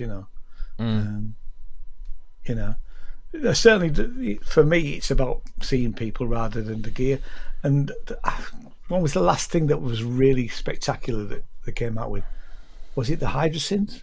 I remember the buzz about this Hydrasynth when that came out was massive. Probably year. an interesting point to ask is in when stuff like that did come out at places like NAMM, how many people actually got close enough to actually do it, or was there just so many people waiting in the queue to get it? So in effect, it's like, oh, that was a great year. I didn't get to play with it, but that was a great year for that. No, it's like, yeah, I mean, means I wanted not, to try the doesn't steam pipe at Bristronica. Couldn't get near it. I went 3 times and couldn't get near it. Yeah, so ASM was at NAMM. The guys are asking in chat. ASM was at NAMM because because Kent Flux was there. Yeah, Kent Flux was there. Yeah. There was a comment made by Culture of Ghosts, and it's nothing against Culture of Ghosts. This is kind of just a general sort of fly back. If you are looking for innovation in synthesizers, and you are looking at making a synthesizer, a keyboard-based one, or a desktop module type one, the best place to find innovation is in Eurorack modular. There's a stack of it in there, right. and a lot of those lot of those innovations haven't made it to major synths yet. So if you know, there is plenty out there, and they all need to sort of make their way. Yeah, that's a good point. I'm not doing Eurorack. I'm telling you now, I'm not doing it. You might do a little something desktop-y that's made by Eurorack. But if it requires a Eurorack power supply, I'm not buying it. He said. Little 3-module thing on my desktop. Yeah, I mean, let's face it. I have to say, my setup here. That little stylophone thing, you know, I honestly, actually, I think probably for me, if I was to give an award at what I thought was the most, innovative, kind of out of left field product, I reckon the stylophone little filter module thing. I reckon that was really cool. I really liked it. I liked. There's nothing like amazingly new in the technology in that, right? But it's the organization of the features and the way that they interact with each other that's clever. And that's what I'm saying. Sometimes you can innovate in synth design using stuff that we already know about, but do it in a really well, smart, thought out user interface, musical way, and you're going to kick goals in the industry. That's what you should be looking at. Don't make things too engineering. Like when you're looking at products that you want people to make music from, don't make them look like someone's having to fill out a spreadsheet. Like Ian said, that he never gelled with the Polyend tracker because he felt like he was filling out a spreadsheet, right? You don't want to have things where when people look at it, their eyes glaze over because they just don't understand it, Yeah, there's probably a bit too much of a propensity these days to create generic boxes. That's what happens when I walk in the studio. My eyes glaze over. It's not the palm. This week I've really enjoyed getting back into programming the TR-8S. I haven't touched it for probably well over a year. Cool. But it all fell back into place really quickly. It's easy to TR use. editing is very easy to pick up again, isn't it? It is, absolutely. I love it. It's a good system. It's very, very simple. Yeah. And actually the little S1, because that's the first time I've done anything with the S1 apart from just play the presets when I bought it. But actually, when I went through the presets, I thought, well, no, I'm going to have to do some proper programming here, and I'm only using one patch on it that I came up with, but it's great. Thank God for the TR sequence invention, because if they still were thumbing about with that TB303 sequencer, I think we'd all be shooting ourselves. It was horrible. I think. Yes. It's kind of like going to church whenever you have to program. Even when you know how to do it, you still forget how to do it. Yeah, I mean, I've got the Behringer TB303 somewhere, but it's up there. TD3, yeah. But I've never really programmed it properly. Yeah, I can. It's quite an accomplishment to get something in that you intended. Well, I think it's slightly better with the software version, isn't it? that you can then port over, but I haven't done it. I've never done it. You get some great accidents though. Yeah, agreed. Yeah, that's you got to mainly embrace going, those. what are you doing? That's why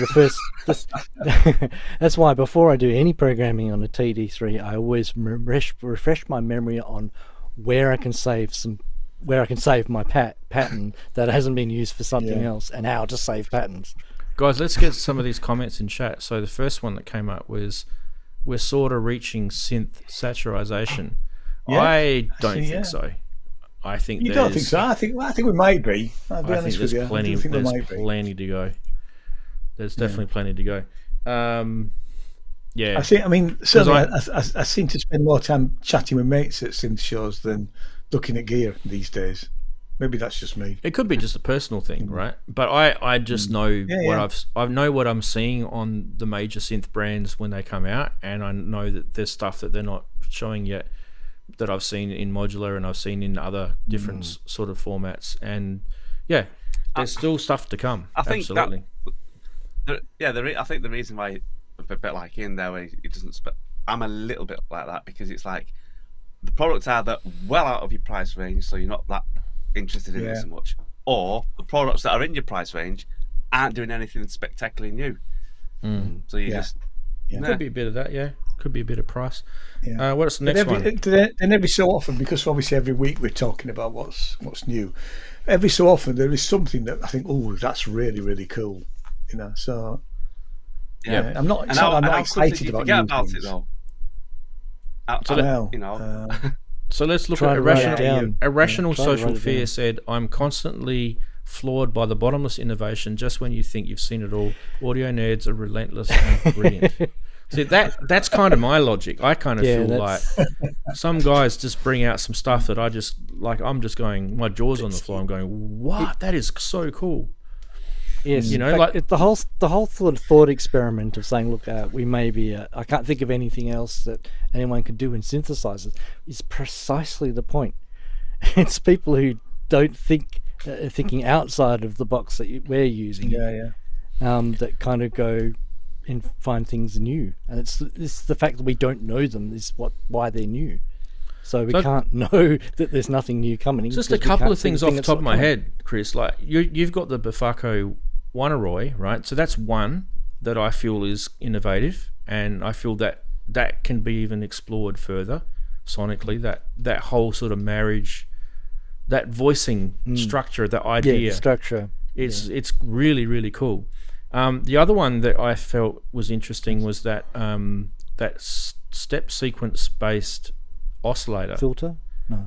Oh yes. Yeah. This one week before last, I think. Yeah, I think that's got some interesting, like the harmonic step sequencing and exploring, and I kind of felt there was kind of, I don't know, there's some opportunities with that idea that they could explore, which they haven't yet. They've just kind of done it with a standard oscillator, right? Yeah. I kind of feel like once you start looking at exploring it with more complex type oscillators, waveforms, granular things like that, that's going to become very interesting. That sort of idea. So and I know, like you, Chris, you still feel like it's someone's tried to do a patch, and then they thought to themselves, I can't do this patch. I need to make a module to do it for me. I feel like there was more to it than that. I feel like they are just starting on the verge of some interesting sonic exploration down that path. Yeah, there are some brilliant people who do. That's how they work. They know there's something there, but they don't quite know it is there, and it's very hard for us mere mortals to see it. It's a kind of a vision thing. What was the next thing I saw? I thought, well, that one needs to clear. Just give it a sec. There we go. Wagoo said, I think the next big frontier in proper physics physics-based physical modelling, though. Supernova going off, shoved through a radiator. Yeah. From what Kawasaki. It'll be Kawasaki. Yeah. It'll be a Kawasaki motorcycle. Yeah, I know what he means. Because we've had, in computer graphics, we've had a lot of advancements from physically based reality. So that's basically doing CG, using actual physics-based light reflection rather than optimized things that we've been using in the past. That's where there's been that was the next leap in photorealistic CG. So yeah, we haven't really had the same revolution in sound yet. So he's probably right in terms of, you do have some of those really sort of super sciencey based instrumentation type experiments that people are doing. You know, the scientific instruments, you know, hadron collider, amplifiers, phase lock loops. You know, we've been talking about them recently, but they all start as scientific instruments for scientific researching purposes, trying to compensate for or to emulate real physics, like mathematical equations and stuff. So that's kind of, in a way, sort of it's the territory that Wagu's, but I think he's more referring to the actual acoustic models, so physical modelling of the way sound works in our world, in nature. See, there's two different ways to approach it too. There's the sort of generative way, right, where you're developing it from a sonic design point of view, or there's the sample slash you know, where you're sort of collecting all the sort of weird nuances of certain instruments, like if we looked at a piano, right, and we all kind of recently saw with that Roland V-Stage where their piano thing had all that sort of extra stuff where you could play around with the dampening, and you had felt type hammer actions, and you had all these kind of nuances, right? And when you start looking at it that way, it'd be a database. It would be a database of all the parameters that you would be able to access with, depending on the type of instrument that you're talking about. So physical modeling would be, you know, anything from the traditional instruments like pianos, violins, trumpets, you know, all that sort of stuff, all the way down to percussive things and sort of ethnic things as well. And you can imagine the database would be getting massive, because each instrument has all these little parameter nuances that you would be able to explore. And I don't know if all of it can be sample based either. So I feel like you're going to have a hybrid model where some of it has to be sound generation using filters and oscillators and all that sort of, you know, generic building blocks, and then some of it will have to be sample based, where there's no other way to do it other than, you know, sampling like a convolution reverb or something like that, right? That's the only way to do that stuff, sampling an old hallway, or, you know, you guys get the idea. Yeah.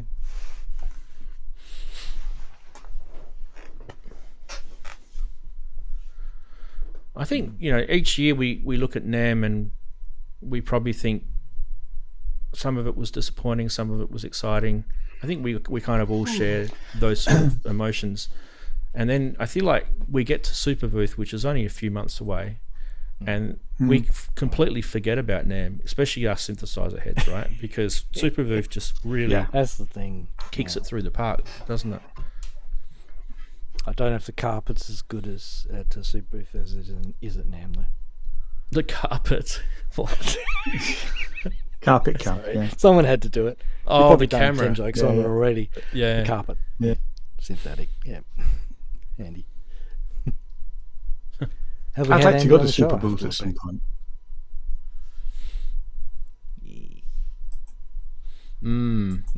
I think, you know, what was I looking at before the airfares? That's right. Yeah, I haven't seen your airfares. Oh yeah, how much is it from your place? Well, I'll just go with the most expensive airline anyway, shall we? To Los Angeles. Let's do Los Angeles first. We'll do Berlin next, okay? So if you ever wonder why does Rands never go, you're about to find out. So we're going to use Qantas, which is a good Australian airline. Here we go, we're on their website. So my city to Los Angeles, let's have a look. Oops, got to give it a date.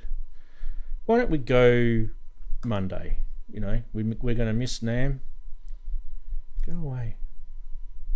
Yep, and we'll come back. Oh, another day there. There we go. Look at that.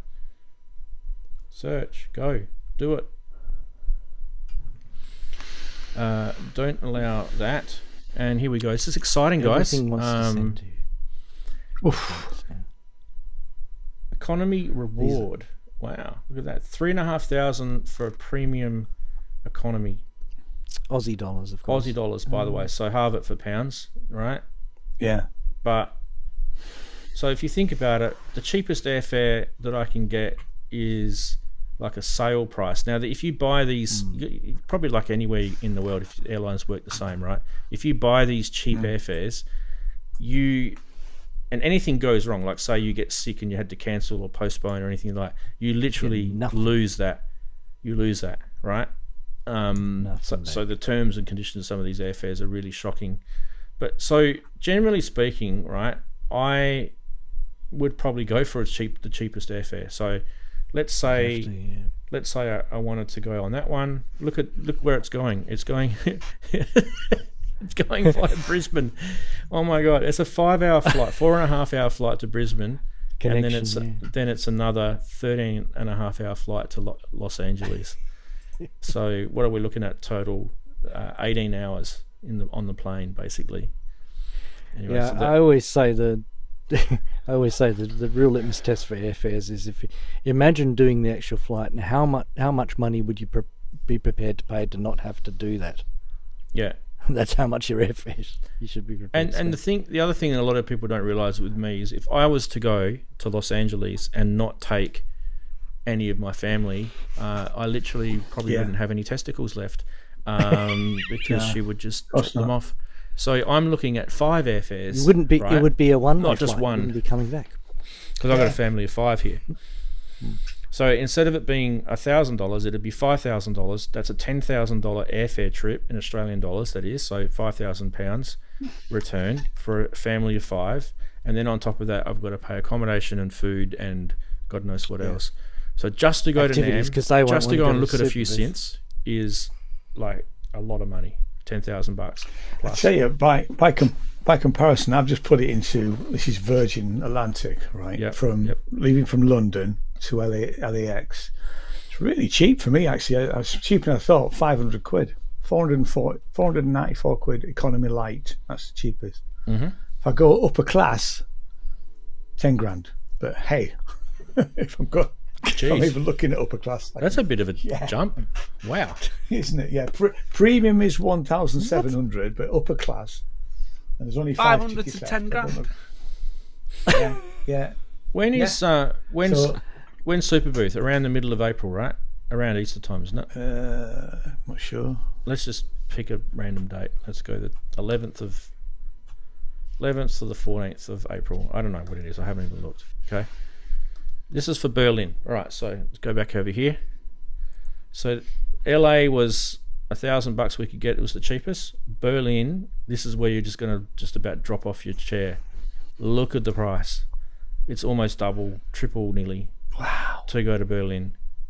And the reason for it is just about every single flight. It's, in this particular case, if I was to choose this one here, it's Perth to London, which is a direct flight, 7.5 hours. And then London to Berlin. That would be the best one, I would say, because you're only an hour and just under 2 hours from London to Berlin. So that would be the quickest way to get there. $2,600. Times that by 5, so I'm well over 10 grand just for one way. It's over 20 grand to return to take my whole family. And then remembering, guys, I can't go somewhere without bringing my family because that would be really nasty. Yeah. So I'd be looking at probably a $30,000 trip just to go to Super Booth, and so that's £15,000. Daren, would it be a struggle for you to come up with 15 grand? £15,000, right? Absolutely not. I know you just sell your Juno, you'll be fine. Yeah, he's got a room full of £15,000. I'm not selling my Juno. Yeah, of course. He's going to sell his balls. Everyone's saying leave my kids behind. I don't want to leave my kids behind. I'm not an asshole of a dad. Like I want them to be. I want them to experience the world. Like that's important. It doesn't matter. Manny, it doesn't matter if it was April, May, June. It's all the same price. Leave those kids at home. You leave those. Yeah. Behind. I like that. I mean, good. I went with when I was at university. I went to a conference in Atlanta. Was it Atlanta? Well, anyway, it was somewhere in America, and I arranged for Jane and the boys to come on a separate flight. So my employer was paying for me to go, but we extended it. I changed the date coming back, and we stayed for a few more days. It's great to take your family, that sort of stuff. So about 5 years ago, I had a guy approach me and invited me to go to I think it was Super Booth. Yeah, it was Super Booth. And I said to him, I said, I don't know if you know where I live. I live in Perth, and if you want to fly me there, no problem. I have no problem. I'll pay a little bit towards the accommodation and stuff like that if it makes it help. But I'm not forking out for the airfare. If you want me there, you got to get me there. And then he goes, okay, well send me through the quote for the airfare. And I sent him through something similar to what I just showed you guys. And I never heard back from him. Literally, I think he fell off his chair, broke his neck, and that was the end of him. I don't think he realised how much it costs. Yeah. It's too embarrassing to admit it too. Yeah, that's why I probably didn't contact you. Because I didn't know from London to LAX takes over 11 hours. Yeah, because you're going 5 hours. You're going 5 hours plus another 5 hours and a little bit in the middle. Yeah. It's literally New York is literally halfway between Los Angeles and London. Oh, because I've done New York. Yeah, it's the halfway point. You can what's that? It's what's the airline that starts with a D? Delta. No. In the UK, and they're really cheap. We've got Ryanair. Ryan, sorry, not a D. It's Ryan. Sorry, I thought it was a D. Ryanair. Yeah. Right? They're really, really cheap, and they're probably really nasty as well. But you can fly Ryanair for I've seen guys fly from, I don't know, other airports, not Heathrow, but other airports like Gatwick or something like that, right? And they've gone to Eastern Europe for 50 quid, Yeah. Wow. It's insanely cheap. So for when I approached this guy and I told him it was going to be like 2,500 Australian, he probably thought tell him he's dreaming. But that's literally. Well, I mean, it's true because my youngest and his wife went to Morocco for the weekend on Ryanair only a couple of weeks ago, and I think he said it was 15 quid one way and 20 quid the other way in return. That's so 35 quid each. That is so Absolutely. cheap. How are they even making money? Yeah. I know. What, are they stealing the fuel that goes in the airplane or something? And he said it wasn't full. On neither flight was full. That's the thing. I love it when the flights aren't full. Usually, where Chris and I live, if we go anywhere, it's going away.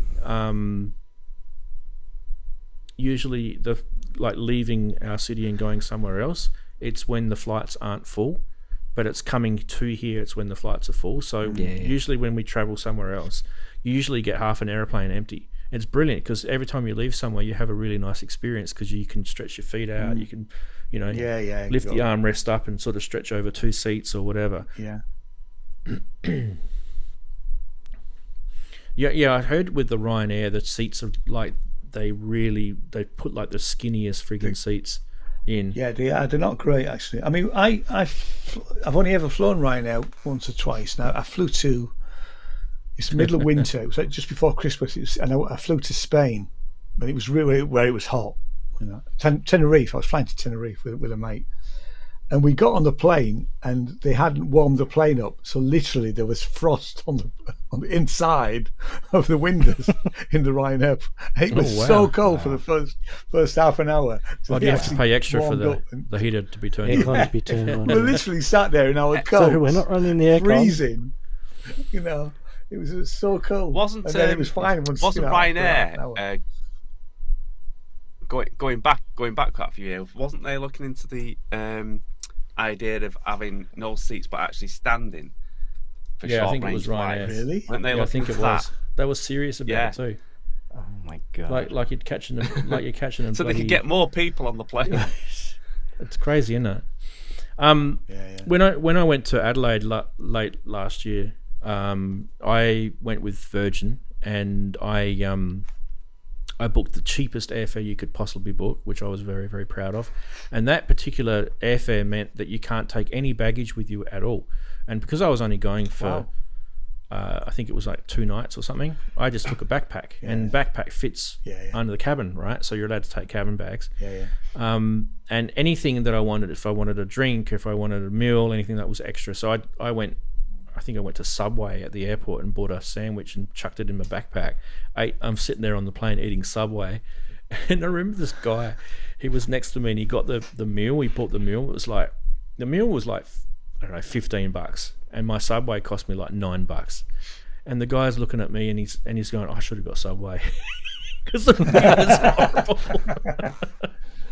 And then on the way back, you can, with Virgin, you guys can do this in the UK as well. You can bid on a business class or a first class seat if they've got vacancies. You can actually put a bid in, and I put the minimum bid you were allowed. Right, I put the minimum bid. Like there's a bottom that they'll take a bid on, and I thought, I'll just bid the minimum. I'll just try my luck. And I literally got upgraded to business class on the way back, and I was the only person sitting in business class. It was amazing. I had this air hostess to myself. She was she was like getting me everything. Would you like some champagne, sir? And I'm like, is it free? Yeah, okay, I have champagne.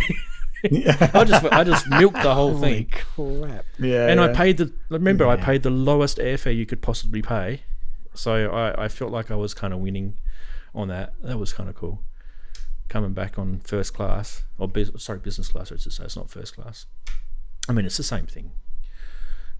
On a domestic flight, a business class and first class are pretty much the same thing. When you go overseas, you get those beds and stuff in first class, but domestics are still chairs, right? And it was only like a 3.5 hour flight, so it's not like a long thing. But God, the other time I travelled last year, we used this company called Jet Direct. And they're like a sort of, all the mining companies use them to fly people out to the mine sites, all in rural sort of regional areas. But I took one of their flights that went from capital city to capital city, and oh my God, the seats, I reckon, like, you put a child in it and the child would have trouble sitting between the armrests. They were so packed in, slim. Like skinny. And like everyone was sitting there, and they all sort of like was sitting like this, and you're sitting on a plane for 3 hours or 4 hours or whatever it is, and you're just like that, no wonder people get deep, what is it, deep vein thrombosis, deep vein thrombosis, because they're all like squished in like sardines. It's crazy. I wonder if that's still true in the days post-COVID. Probably. You were more likely to. Oh, you reckon COVID the injection on a plane, what you do got rid of it, else. do you? Is that what you think? Is that a conspiracy theory? No. I meant that they might not be able to put them quite so tightly together these days. I tell you what, if you ever travel on your own on an airplane, I've got a little tip for you, especially if you're going to get stuck in like the middle seat. You haven't got the window seat or you haven't got the aisle seat. Do you guys have minties in your country? Allen's minties. They're like a little bag, and they've got little mints in them that you undo the wrapper, and they've got sort of kind of like a stripe. It's not soft, but it's squishy, and you're chewing on it for kind about of nougat almost. Yeah, it's just a mint, right? So they're well known in Australia. I think they might be an Australian product actually. Anyway, you take a bag of minties with you, right? And the first thing you do is you just offer everyone sitting around you a minty, and they're all your mates after that. They all love you. Just give them all a minty. Daren will be offering everyone a squishy, wouldn't you, mate? Exactly. Squishy. Everyone would be Darren's mate. You need to. I've done this where you pick the seat that's where the emergency exit is, so you get lots of leg room. Yeah. They have to give you a slight extra briefing in case you have to get out of the plane, but open the door. It's worth it. Yeah, how to open the door. It's. If the purchase of the plane was done at the whim of the airline rather than the whim of the mining company, it would have decent seats. Probably, mate. Probably. Yeah. The logic there is, got to be careful, mate, with logic. You know what they say. Yeah. Usually, a lot of these airlines they're contracted for mining companies because mining companies come and go, so they get contracted and they just pick up the next the next victim. Really, it's like a dog eat dog market. But yeah, I flew out once to a mine. This is going back probably about 15, 20 years ago, and the aeroplane actually crashed that I was in. It was like a little twin prop. Twin prop, okay. Yeah, I don't think it was Not a a Cessna, Cessna. but it was like a Jetstream or something. It was a twin prop anyway. Okay. Turboprop or? Turboprop, and it actually crashed. It went to this place in the outback called Lake Johnson, which is kind of, if you're looking at Western Australia, it's heading almost directly east, and it crashed into the lake, but no one got hurt. It just crash landed. The landing gear didn't properly deploy down, and so it landed on its belly, and it literally ripped all the landing gear out from underneath it, and it just skidded across, and we all had to get out and do all this kind of emergency stuff and everything. And it was kind of like, it's almost like, it sounds really scary and everything. Like I've actually been in 2 airplane crashes in my life, but it was nothing. It was like the pilot knew exactly what he was doing. Skidded across some soft mud, because it's like there's a lake there, but it's a dry lake, but there's kind of soft mud, if that makes sense, because it's not always dry. Sometimes it's wet. And yeah, he just skidded across the mud, and we all kind of got muddy boots walking back from, it was probably about 500 meters away from where it should have normally landed, so it wasn't like out of the ordinary or anything. It's weird. It's kind of weird. And then you sort of you walk around telling people, yeah, I was in an airplane crash, and it was on the news. And so the wife was ringing me going, oh my God, what happened? You were in the crash. And I'm fine. It was nothing. Well, you don't even really feel it, really. Like they're pretty amazing, those things. They have to hit the ground pretty hard for them to to fall apart. When you land, right? Every time you land, the bigger the airplane, the less you feel it. But if you're on a smaller one and you land, you really kind of feel it hit the tarmac, right? You feel the tarmac. You do, and depending on how bad the pilot is, it kind of gong. Yeah, he probably missed that one a little bit, but it kind of just felt like the guy hit the tarmac too hard. That's what it felt like. It didn't feel like anything worse than that. And then obviously you hear this horrible scratching sound for a couple of minutes while it slowed down, and he was using all the flaps and the engine reversed and all that sort of stuff. It was really loud, but you could hear its sound and everything. Yeah, it was scary, but not that scary, if that makes sense. So no light flashing before your eyes or anything like that? No, it was kind of weird, because so I was working out there as an on-site contractor, and every time, so they'd sent another plane out, and because they had other people needing to go back, and every time I went out there, this plane was still sitting in the mud for about 3 or 4 weeks until they could organise to get someone to come out there and fix it, because it's not in a place where they can fix it, right? So they needed to get special tow vehicles out to pull it out of the mud. Exactly. Yeah, and it sat out there for about 3 or 4 weeks. And every time we went out there, we were reminded by, oh, that's right, we were on that plane. Wow. Yeah. That's interesting. It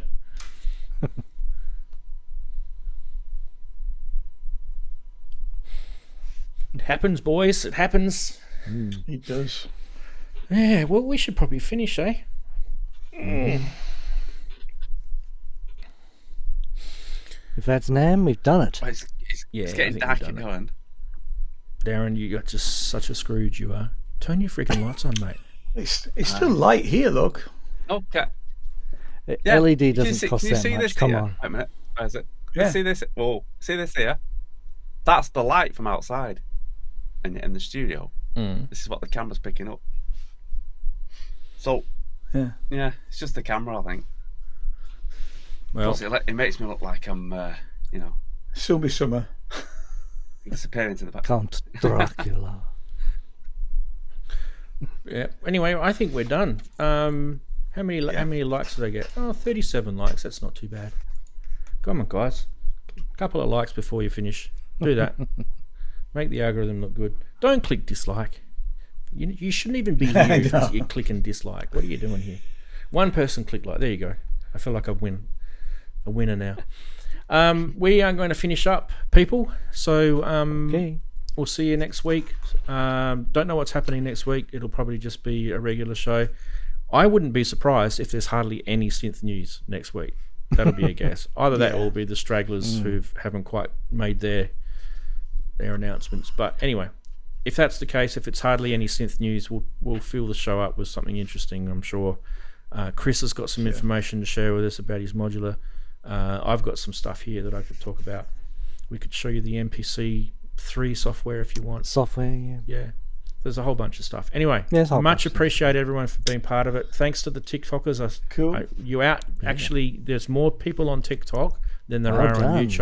on YouTube right now. So well done, TikTok. It's funny. He doesn't tell me how many people are watching on TikTok. 123. You know. Yep.